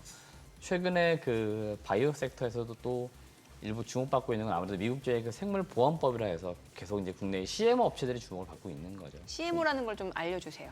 뭐 사실 별거 없습니다. 약을 누군가는 개발을 할 거고 네. 대신 좀 만들어줄 사람이 필요하잖아요. 네. 공장을 가지고 있는. 예. 그러니까 공장을 가지고 있는 쪽이라고 보시면 되겠죠. 그럼 CDMO는 뭐예요? 이제 개발도 같이 해주는. 아 개발하고 네네. 생산도 같이 네. 하는. 근데 개발만 할 경우에는 생산만 할 경우에는 CMO를 많이 부르고 뭐 삼성 바이오로직스는 정확하게는 개발도 하고 생산도 그렇죠. 하잖아요. 예. CDMO라고 부르는 거죠. 네네. 그래서 그렇게 보시면 될 것 같고 이제 CMO 업체들 이런 기업들이 어제도 좀 일부 좀 주목을 받은 것 같고 계속적으로 이게 그 미국과 중국 간의 관계가 사실은 안 좋으면 안 좋을수록 국내 기업들이 수혜를 보는 섹터가 좀 있는 것 같아요. 그런 쪽 대표적으로 CMO 업체들도 있어가지고 삼성 바이오로직스 그다음에 비상장이지만 롯데 바이오로직스 뭐 이런 기업들이 계속 시장에서 많이 주목받고 있는 거고요.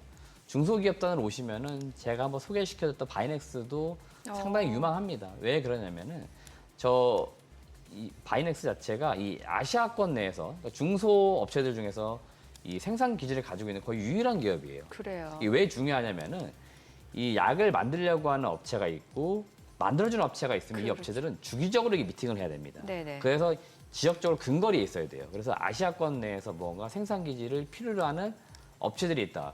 뭐 바이넥스 같은 경우 국내 대부분의 유한량의 뭐 국내 작은 신약 바이오테크 업체들이 다 고객사예요. 그러니까 이런 업체들은 이 CM 업체가 있어야 됩니다.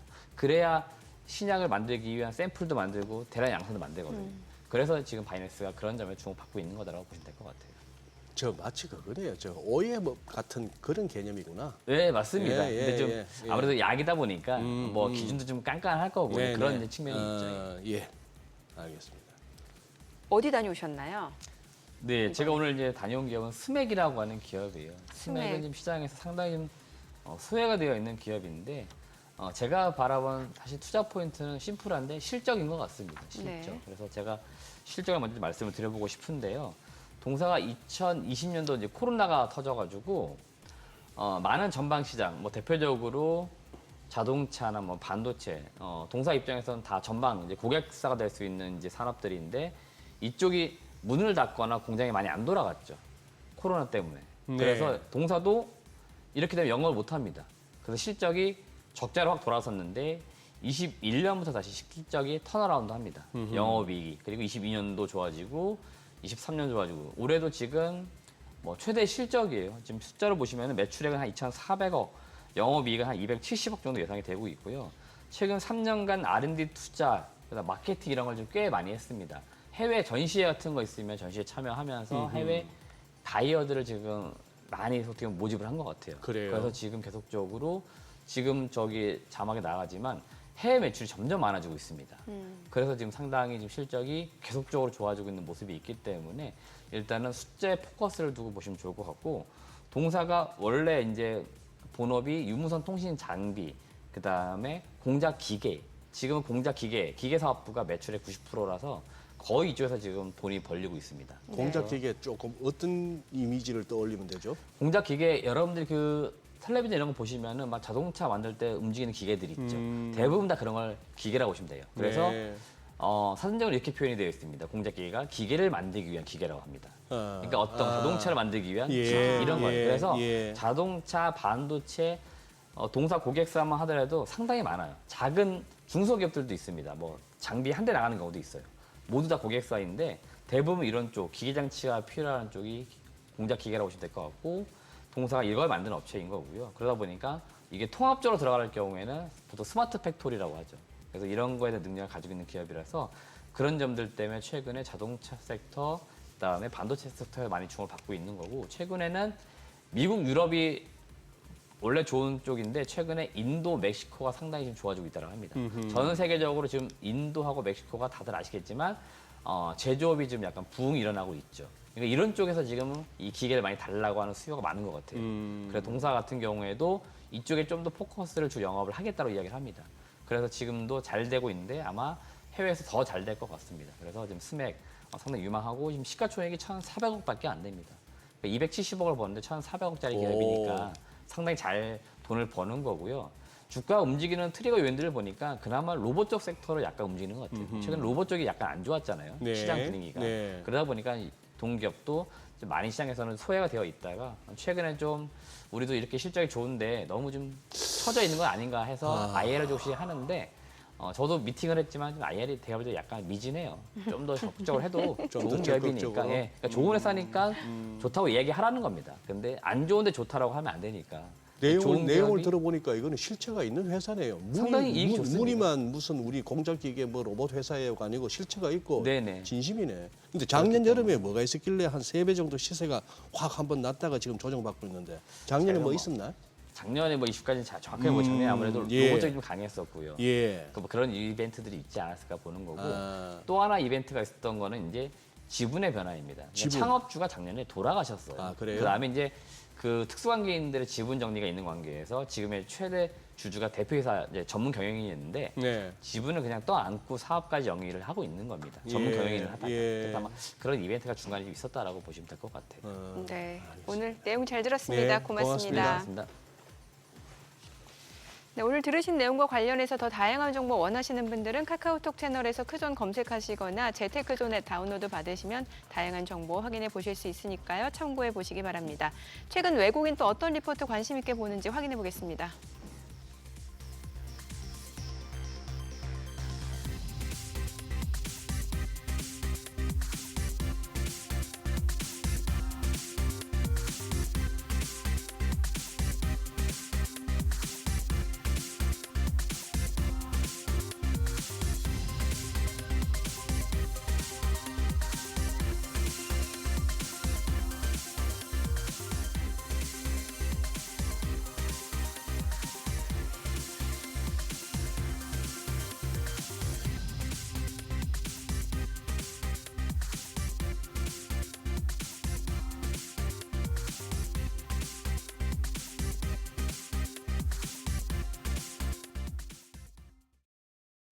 한숨 고른 우리 시장이 다시 올라갑니다. 필라델피아 반도체 지수 상승에 힘입어서 반도체 주를 중심으로 상승세를 보여주고 있는데요. 코스피는 또 한 번 연고점을 경신해냈습니다. 현재 0.35% 강세 흐름 유지 중이며 2,867선 전개되고 있습니다. 코스닥도 0.29% 플러스권으로 861선 집계되고 있습니다. 수급 상황 보시죠. 오늘 기관과 개인이 유가증권 시장에서 매수세를 보여주고 있습니다. 개인이 45억 원, 기관이 74억 원 순매수하고 있고 외국인 홀로 75억 원 매도 우위 기록 중입니다. 코스닥 시장을 보면 코스닥 시장에서는 양 매도가 나옵니다. 외국인이 225억 원 팔자 포지션, 기관도 183억 원의 매도 우위 기록 중이고요. 코스닥 시장에서는 개인만 홀로 439억 원 사자세 나타내고 있습니다. 업종별 등락률 확인하겠습니다.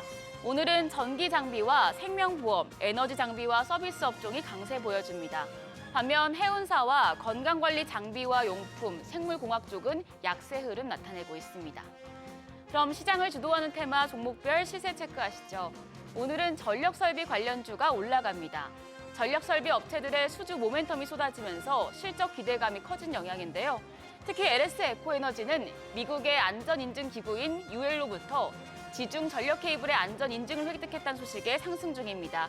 4.27% 상승하며 거래가 31,650원으로 집계되고 있습니다. 비츠로시스는 원전주로도 분류가 되면서 상한가 경신했고요. 두산 에너빌리티가 4.29% 오름세로 21,900원. 한전산업도 12.49% 급등 중입니다. 12,700원에 거래되고 있습니다. 더불어서 서전기전도 24% 질주를 보여주고 있는데요. 6,810원에 거래되고 있습니다. 원전주가 오늘도 좋은 흐름을 이어가고 있습니다. 체코 원자력 발전 사업 수주 결과를 일주일여 앞두고 어제장에서 외국인과 기관의 수급이 몰리기도 했는데요. 프랑스 원전업체와의 경합에서 국내 기업들의 경쟁력이 있다는 분석이 나오고 있습니다. 이 소식에 원전주 중에서는 우리 기술이 11.75% 상승하면서 2,615원, BHI가 6% 넘게 올라갑니다. 거래가는 9,600원으로 집계되고 있고요. 우진엔텍이 5.1% 플러스권으로 41,200원, 두산 에너빌리티 4%대 상승 흐름 유지 중이고 한전산업은 계속해서 10% 넘는 급등세 유지 중입니다. 거래가는 12,660원입니다. 더불어서 유리기판주도 반등합니다. 이재용 삼성전자 회장과 최태원 SK 회장이 반도체 유리기판 사업장을 찾으면서 업계의 주목을 받고 있는데요.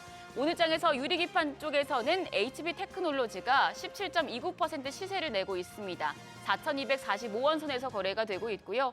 필옵틱스가 5% 가까이 올라가면서 22,400원, YC캠이 3.3% 플러스권으로 23,250원에 거래되고 있습니다. 또 캠트로닉스가 3% 가까운 상승 흐름 유지 중입니다. 27,300원에 거래되고 있고요. SKC 역시도 2.9% 플러스권입니다. 거래가는 166,700원으로 집계되고 있습니다. 마지막으로 고대역폭 메모리 HBM 관련주도 강세를 나타내고 있습니다. HBM 관련주 중에서는 STI가 수익성이 높은 공정장비 매출 확대로 실적 개선이 기대된다는 증권사 평가 속에 상승 흐름 유지 중입니다. 2.6% 올라가면서 37,400원에 거래되고 있습니다. HBM 관련주 중에서는 이오테크닉스가 7% 넘는 상승 흐름 보여주고 있습니다. 거래가는 21만 8천원. 그 밖에 레이저셀이 5% 가까이 상승하며 9,790원이고 DI가 1%대 플러스권, 워트가 3.12% 올라가면서 15,220원에 거래되고 있습니다. 오늘 코스피가 또 한 번 연고점을 경신하는 등 장 초반부터 양호한 흐름 보여주고 있는데요. 그럼 오늘 장에서 눈여겨볼 업종 어떤 게 있을지 시장 대응 전략까지 알아보겠습니다. 오늘은 크라우드에셋 이영진 전문가 전화 연결돼 있습니다. 안녕하세요. 네, 안녕하십니까. 네, 최근에 삼성 SDI가 미국의 1조 원 규모의 에너지 저장 장치 ESS용 배터리 공급을 협의 중이란 소식에 관련주가 들썩이고 있습니다. 전문가님께서는 관련 산업 전망 어떻게 보고 계십니까? 네, 글로벌 ESS 시장 규모가 전년 대비 27%나 상향할 것으로 전망되는 상황에서 최근 삼성 SDI가 북미향으로 1조 원 규모의 ESS 배터리를 공급할 것이라는 소식은 ESS 업황에 추가적으로 불을 지폈던 상황이었는데요. 사실 기대감 수급은 테슬라의 주가 상승 과정에서 먼저 찾아왔었습니다. 테슬라가 예상보다 양호한 2분기 인도량을 발표한 것도 중요했지만 ESS 설치량이 4,053MW시에서 9,400MW시로 전분기 대비 2배 이상 증가하면서 전력 부족에 대한 솔루션 업체로 성장하고 있음을 시사한 부분이 ESS 업황에 긍정적으로 작용했습니다. 그리고 최근 유럽에서 열린 인터배터리 행사에서도 K배터리 업체들의 ESS 승부수를 어필한 부분도 중요했었고요. 이러한 흐름을 살피기 위해서 지난달 제가 직접 다녀온 2024 세계 태양광 에너지 및 에너지 저장 시스템 엑스포에서 여러 업체들의 인터뷰를 진행한 결과 현재 확실하게 산업이 성장하고 있음을 확인했고 향후에도 ESS 산업은 AI 발전과 글로벌적으로 전력 에너지 고갈 상황에서 필수 불가결한 산업임을 다시 한번 검토했습니다. 네, 오늘도 ESS 관련주 좋은 흐름 나타내고 있는데요. 그럼 이 중에서도 눈여겨볼 종목 어떤 게 있을까요? 네, ESS 업종에서 가장 탄력적으로 상승했던 종목들은 한중NCS, 서진시스템, 그리고 신성SG로 손꼽을 수 있습니다. 이 중에서 한중NCS가 열폭주를 막을 순행식 냉각 시스템을 독점하고 있다는 소식과 삼성에 독점 공급하고 있다는 소식이 부각되면서 상승 탄력이 가장 강했고요. 그렇다면 후속주로 바라봐야 할 종목은 바로 G2파워를 주목하셔야 되겠는데요. 한중NCS가 부각되었던 과정처럼 최근 배터리 공정 화재 소식과 더불어 ESS 업황에서는 순행식 냉각 시스템에 주목하고 있는 과정이겠습니다. 여기서 G2파워는 ESS 액침 냉각 정부과제를 113억 원 규모로 대규모 수주한 소식이 다시 한번 부각될 가능성이 높겠고요. 7월 14일 체코 원전 입찰 기대감에 부각되고 있는 원전 섹터에서도 포함되면서 지능형 AI 배전반 제품을 확보하고 있어서 스마트 그리드 섹터가 수급이 유입될 때 동시다발적으로 부각될 수 있는 유력한 종목 중 하나겠습니다. 네, 오늘도 시장 다시 올라가고 있는데 투자자분들을 위해서 대응 전략까지 세워주시죠. 네, 최근 미증시는 고용시장 둔화 과정에서 추가적인 상승세를 기록하고 있는데요. 향후 CPI와 PCE 지표까지 안정적인 기조가 확인이 된다면 9월 금리 인하 시작과 더불어 연내 2회 금리 인하까지도 다시 한번 기대할 수 있는 상황에서 위험자산 선호 현상이 추가적으로 나타날 가능성이 높겠습니다. 여기서 주목하셔야 할 국내 증시에서는 그동안 코스피 코스닥 지수가 디커플링 되어서 상대적으로 코스피 중심의 대형주 수급으로만 부각되었던 과정이 있었는데 최근 코스닥 지수, 즉 중소형 중심의 성장주 반발 매수세가 강력하게 나타나는 만큼 이익 모멘텀 개선과 함께 바닥권에서 수급이 유입되는 중소형주 중심으로 대응 관점을 잡아가신다면 단기뿐만 아니라 중장기적으로도 양호한 성과를 기록하실 것으로 바라보고 있습니다. 네, 오늘 말씀 고맙습니다. 지금까지 업종과 대응 전략 알아봤습니다.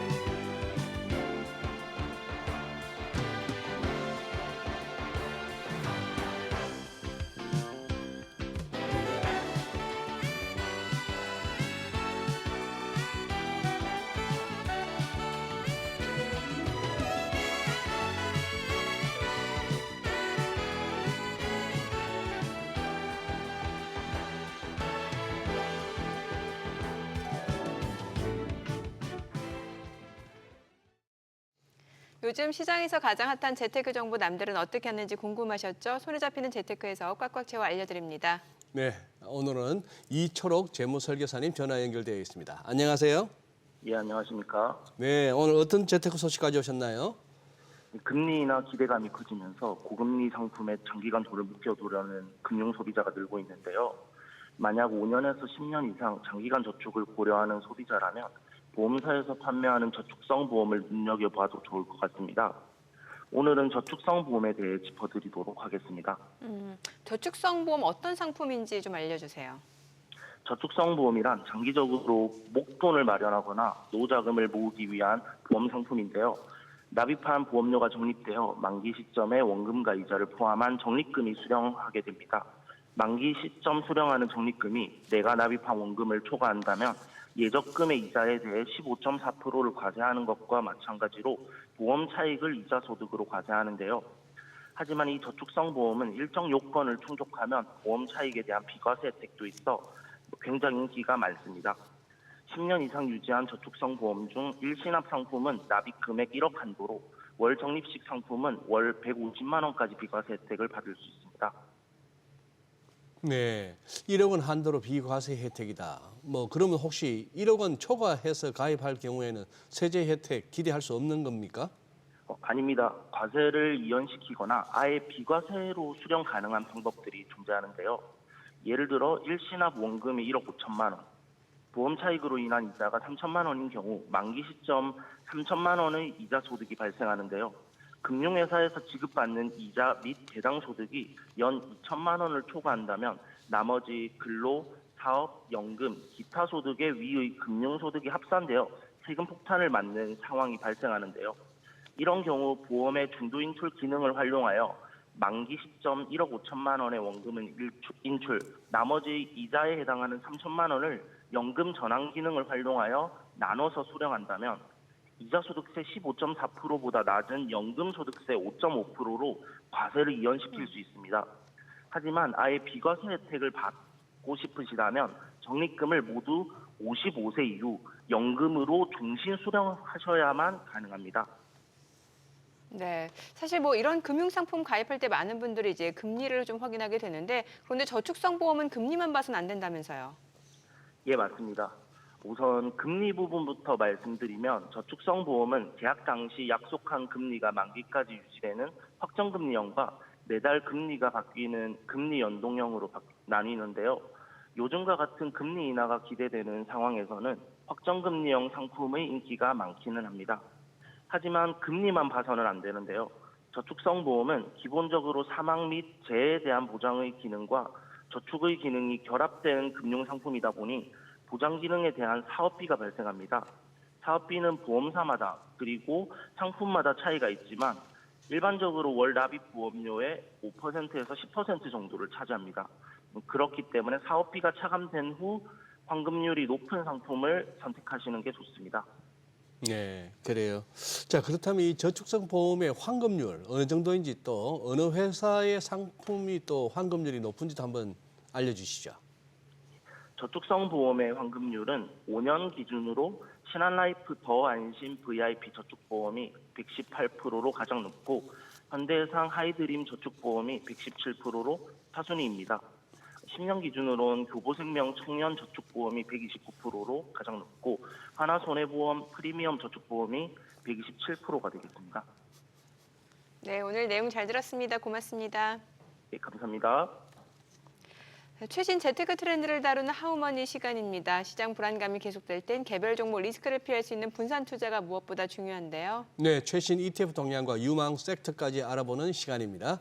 오늘은 NH 아문디 자산운용의 김현빈 본부장과 함께합니다. 어서 오세요, 본부장님. 어서 오세요. 네, 안녕하십니까. 이거 한 3개월 만이죠? 네네, 오랜만에 뵙겠습니다. 어디 다녀오셨나요? 아, 네네. 해외 ETF 조사를 좀 하러 다녀왔습니다. 해외 아. ETF? 네네. 아, 그래서. 휴가 다녀오신 아, 휴가는 걸로 아직 오해받으시죠? 휴가가 아니고? 네, 휴가는 아니고요. 아. 예. 지금 ETF 시장이 뭐 국내뿐만 아니라 네. 해외에서도 굉장히 활발하게 이루어지고 있기 때문에 예. 해외 ETF 시장은 어떤지 한번 가서 살펴보고 어디로 왔습니다. 다녀오셨어요? 아, 일본 갔다 왔습니다. 일본? 예. 또 오늘 오후엔 또 홍콩에 또 갈 예정이고요. 바쁘시네요. 네네. 바쁘시구나. 네네. 아, 본인이 이제 여기저기 다녀놓으니까 네네. 우리 또 신작가 또 속을 뒤집어 놓으셨구나. 네네. 얼굴 좋아졌다고 휴가 다녀오셨냐고. 네네. 360을 연중 무휴로 일하는 우리 작가입니다. 아, 네, 그러시군요. 네, 상암에서 제일 바쁜 작가예요. 네네. 휴가나 금년에 제대로 갈 수나 있을까? 그래서 뭐 시장 뭐 이제 좀 많이 올라가면 또 이제 휴가도 갔다 올 수 있지 않을까 생각이 됩니다. 네. 아니 본부장님 나오시면 이렇게 시장 동향도 많이 짚어주셨고 네네. 특히 NH 아문디가 이렇게 특징적인 상품들을 많이 그동안 출시하셨는데 네네네. 이제 상반기 지났으니까 네네. 상반기 한번 이슈도 한번 정리하시고 네네. 본부장님 개인적으로 또 인상적이었던 시장 상황도 한번 네, 알려주시죠. 한번 살펴보도록 네, 하겠습니다. 사실 이 상반기 이제 끝났는데 가장 또 주목할 만한 건 ETF 시장이 많이 성장했다는 것 좀 주목할 필요가 있을 것 같고요. 네. 지금 150조를 돌파했으니까요.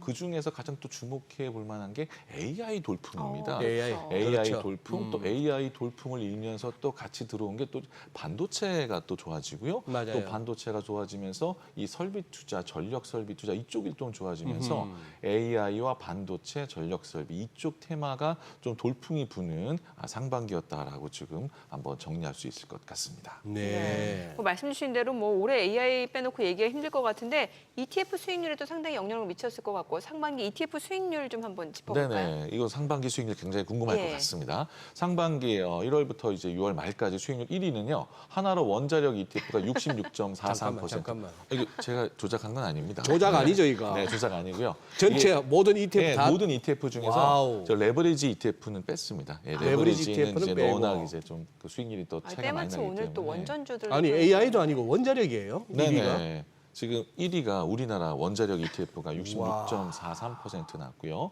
2위가 에이스 글로벌 반도체 탑4가 59%, 그다음에 에이스 AI 반도체 포커스가 58%, 미국 반도체 글로벌 AI가 뭐 다 56%, 55% 예. 됐고요. 그럼 6위부터 10위까지도 한번 살펴보면은요.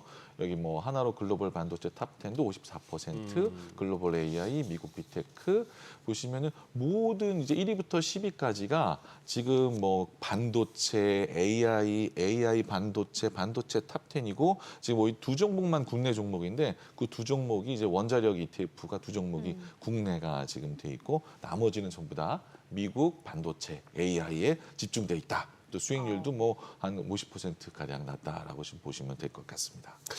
지금 이 대목은 상당히 의외입니다. 박 그러게요. 부장님. 당연히 반도체가 1등일 줄 알았어요. 반도체나 AI 관련한 그쪽 뭐 적어도 엔비디아 들어가 있는 ETF 아닐까 싶었는데 네네. 어떻게 이렇게 원자력. 원자력 쪽이 수익률이 이렇게 높아질 수 있었죠?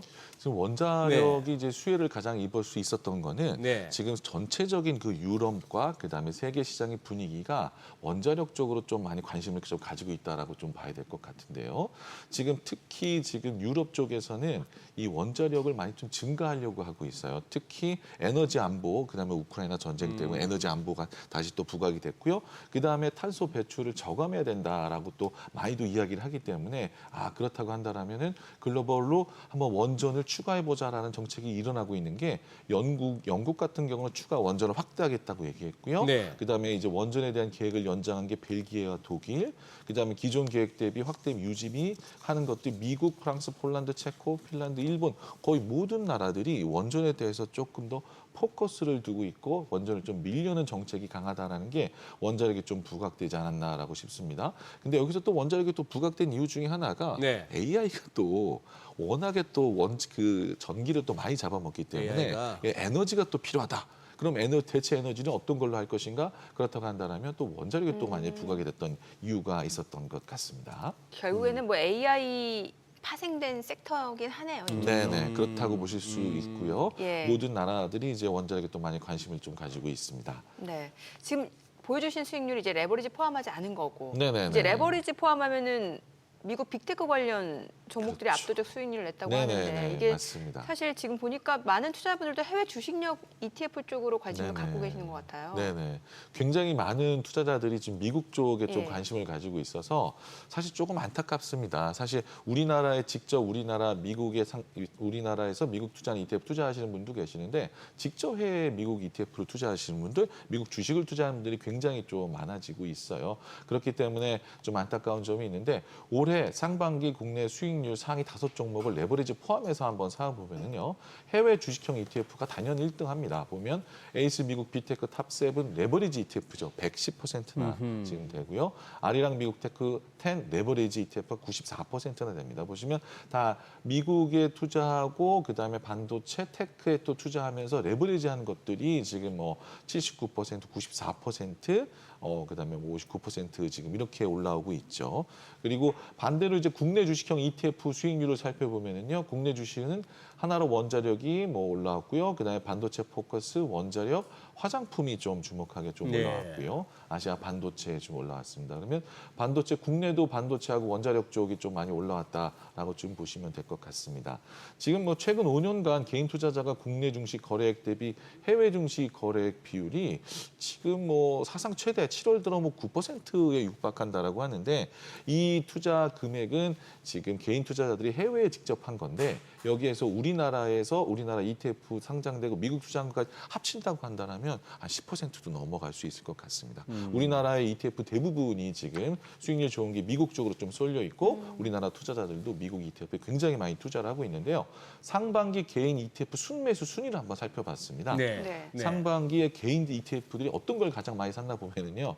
미국 S&P 500이 7,800억 샀고요. 그다음에 CD 금리 ETF가 6,000억, 그다음 미국 배당 바우존스가 5,400억, 미국 나스닥 100이 3,000억, 미국 30년 국채 프리미엄이 3,000억. 지금 뭐 2위인 코덱스 CD 금리 액티브 이거는 잠깐 파킹하는 상품이기 때문에 파킹하는 거 빼고 사면은 거의 다 미국 ETF에다가 지금 다 투자를 했기 때문에 지금 개인 투자자들이 미국 쪽으로 굉장히 많이 쏠려 있다라고 좀 볼 수 있을 것 같습니다. 뭐 달러 강세도 달러 강세지만 환율이 안 빠지는 이유가 있네. 미국에 많이 가네요. 아니 그런데 지금 자꾸 저 뭐 국장 대신 미장, 뭐 국장 탈출은 진영순 뭐 이런 얘기들이 나오는 게 참 씁쓸하긴 합니다만. 그런데 또 뭐 투자자분들의 또 그런 생각이나 성향을 갖다가 또 마냥 비난만 할 수 없는 게 또 답답하기도 하니까 우리 국민시장이. 예. 근데 오늘 지금 뭡니까 우리 본부장님 소속돼 있는 NH 아문디에서 오늘 또 상장하는 화요일이 통상 신규 상장 종목이 화요일이더만요. 화요일이 통상 많이 있습니다. 근데 코스피 선물 레버리지 1.5배 상품? 네네. 그럼 이거는 코스피 올라가는 거에 1.5배. 10% 올라가면 이거 이 ETF는 15% 오른다? 네, 맞습니다. 그렇게 올라가죠. 1.5배. 네네네. 10% 빠지면 15% 터지고. 네, 맞습니다. 네네. 예. 지금 말씀하신 대로 지금 우리나라 투자자들이 굉장히 이제 미국 쪽에만 많이 신경을 쓰고 있다가 우리나라 시장이 2,800포인트 왔단 말이에요. 그럼 이제 3,000포인트 올라가나? 다시 3,200포인트 한번 가나라고 또 많이 기대하시는 분들이 계실 것 같은데 우리나라가 최근 10년간 국가별 총 수익 지수를 보면 정말 많이 안 올랐습니다. 그렇기 때문에 지금 미국이나 이런 쪽으로 많이 가는 것 같고요. 니케이가 뭐 297%, 뭐 그도 최 10년간 국가별 총 수익 지수가 뭐 다우 지수가 271%되지만 우리나라가 거의 뭐 61%가 너무 안 올랐습니다. 여기에서 지금 주목해 볼 만한 게 1.5 레버리지 같은 경우는 지금까지 국내에 상장된 레버리지 ETF 같은 경우는 정수배밖에 없었습니다. 1배, 2배밖에 없었는데 이번에 최초로 1.5배 레버리지 ETF가 국내에 상장이 된 거고요. 지금까지는 없었습니다. 코스피 200과 코스닥 150 동시에 상장을 했고요. 지금 뭐 2% 올리면 당연히 3% 올리는 게 레버리지 ETF고요. 반대로 말씀하신 것처럼 시장이 빠지게 되면 2% 빠지면 3% 빠지는 게 이제 1.5 레버리지 ETF입니다. 1.5 레버리지 ETF는 2배랑 똑같이 일별 수익률에만 1.5배를 추정하게 된단 말이에요. 그런데 지금까지 레버리지 ETF를 투자하시는 분들 굉장히 속상하신 분들이 많이 계세요. 나는 시장이 2배 오를 것 같아 투자를 했는데 이게 기간으로 투자를 하면은 2배를 못 따라가거든요. 레버리지 ETF가. 무슨 말씀이죠? 이게 뭐 예를 들어서 내가 오늘 투자해서 10%가 올라가면 오늘은 20% 올라간 게 레버리지 ETF인데 내가 한 달, 2달, 1년, 6개월을 투자를 했다 레버리지 ETF를. 뭐 사실 레버리지 ETF는 장기 투자를 권하지는 않지만 그렇게 했어요. 그런데 시장이 100% 올라왔는데 레버리지 ETF는 200% 올라가야 되는데 2배짜리가 마이너스가 나는 경우가 있습니다. 왜 그러죠? 이게 사실 음의 복리 효과라고들 얘기를 하는데 레버리지 ETF가 되게 굉장히 관심이 많으시는 것 같아요. 아니 지금 일단 뭔가 속은 느낌이. 네, 마치 막 굉장히 속았다라고도 많이 생각할 수 있는데 ETF 구조상 일별 수익률만 따라가기 때문에 누적 수익률 따라가지 않는다. 일별. 그렇게 매일매일 계산이 되는 거예요. 매일매일 계산이 되는 거죠. 예를 들어서 그게 음의 복리 효과라고 얘기하는 게 오늘 만약에 10% 올랐다가 만약에 레버리지면 20% 올랐겠죠. 빠지면은 120에서 20%가 빠지니까 밑으로 빠지는 거예요.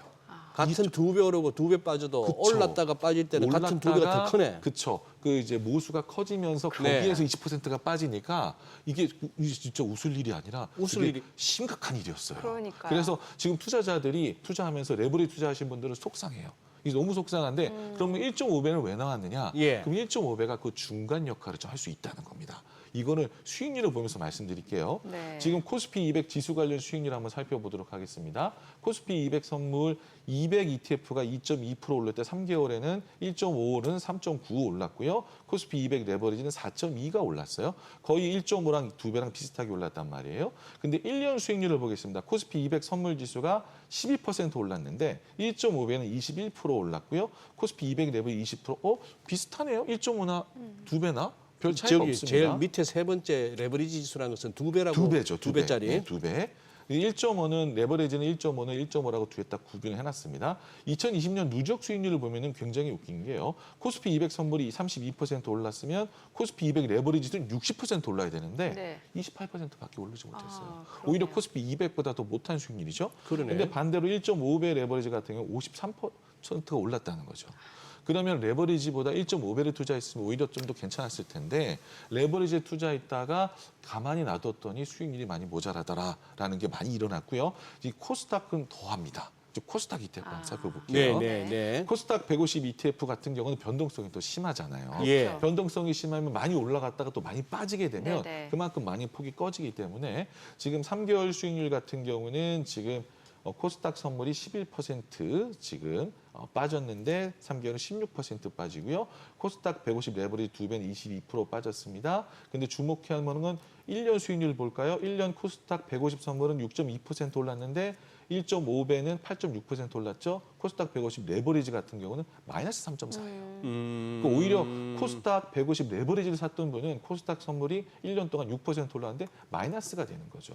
지금 2020년 이후로 누적으로 봤을 때 코스닥 150 선물은 46.6%, 1.5배는 63%. 네네. 그렇죠? 근데 레버리지는 8%밖에 못 오릅니다. 이게 바로 레버리지 ETF 투자했을 때 음의 복리 효과 때문에 문제가 좀 되는 거였는데 이걸 좀 완화해서 나온 게 1.5배 레버리지 상품이다라고 보시면 될 것 같고요.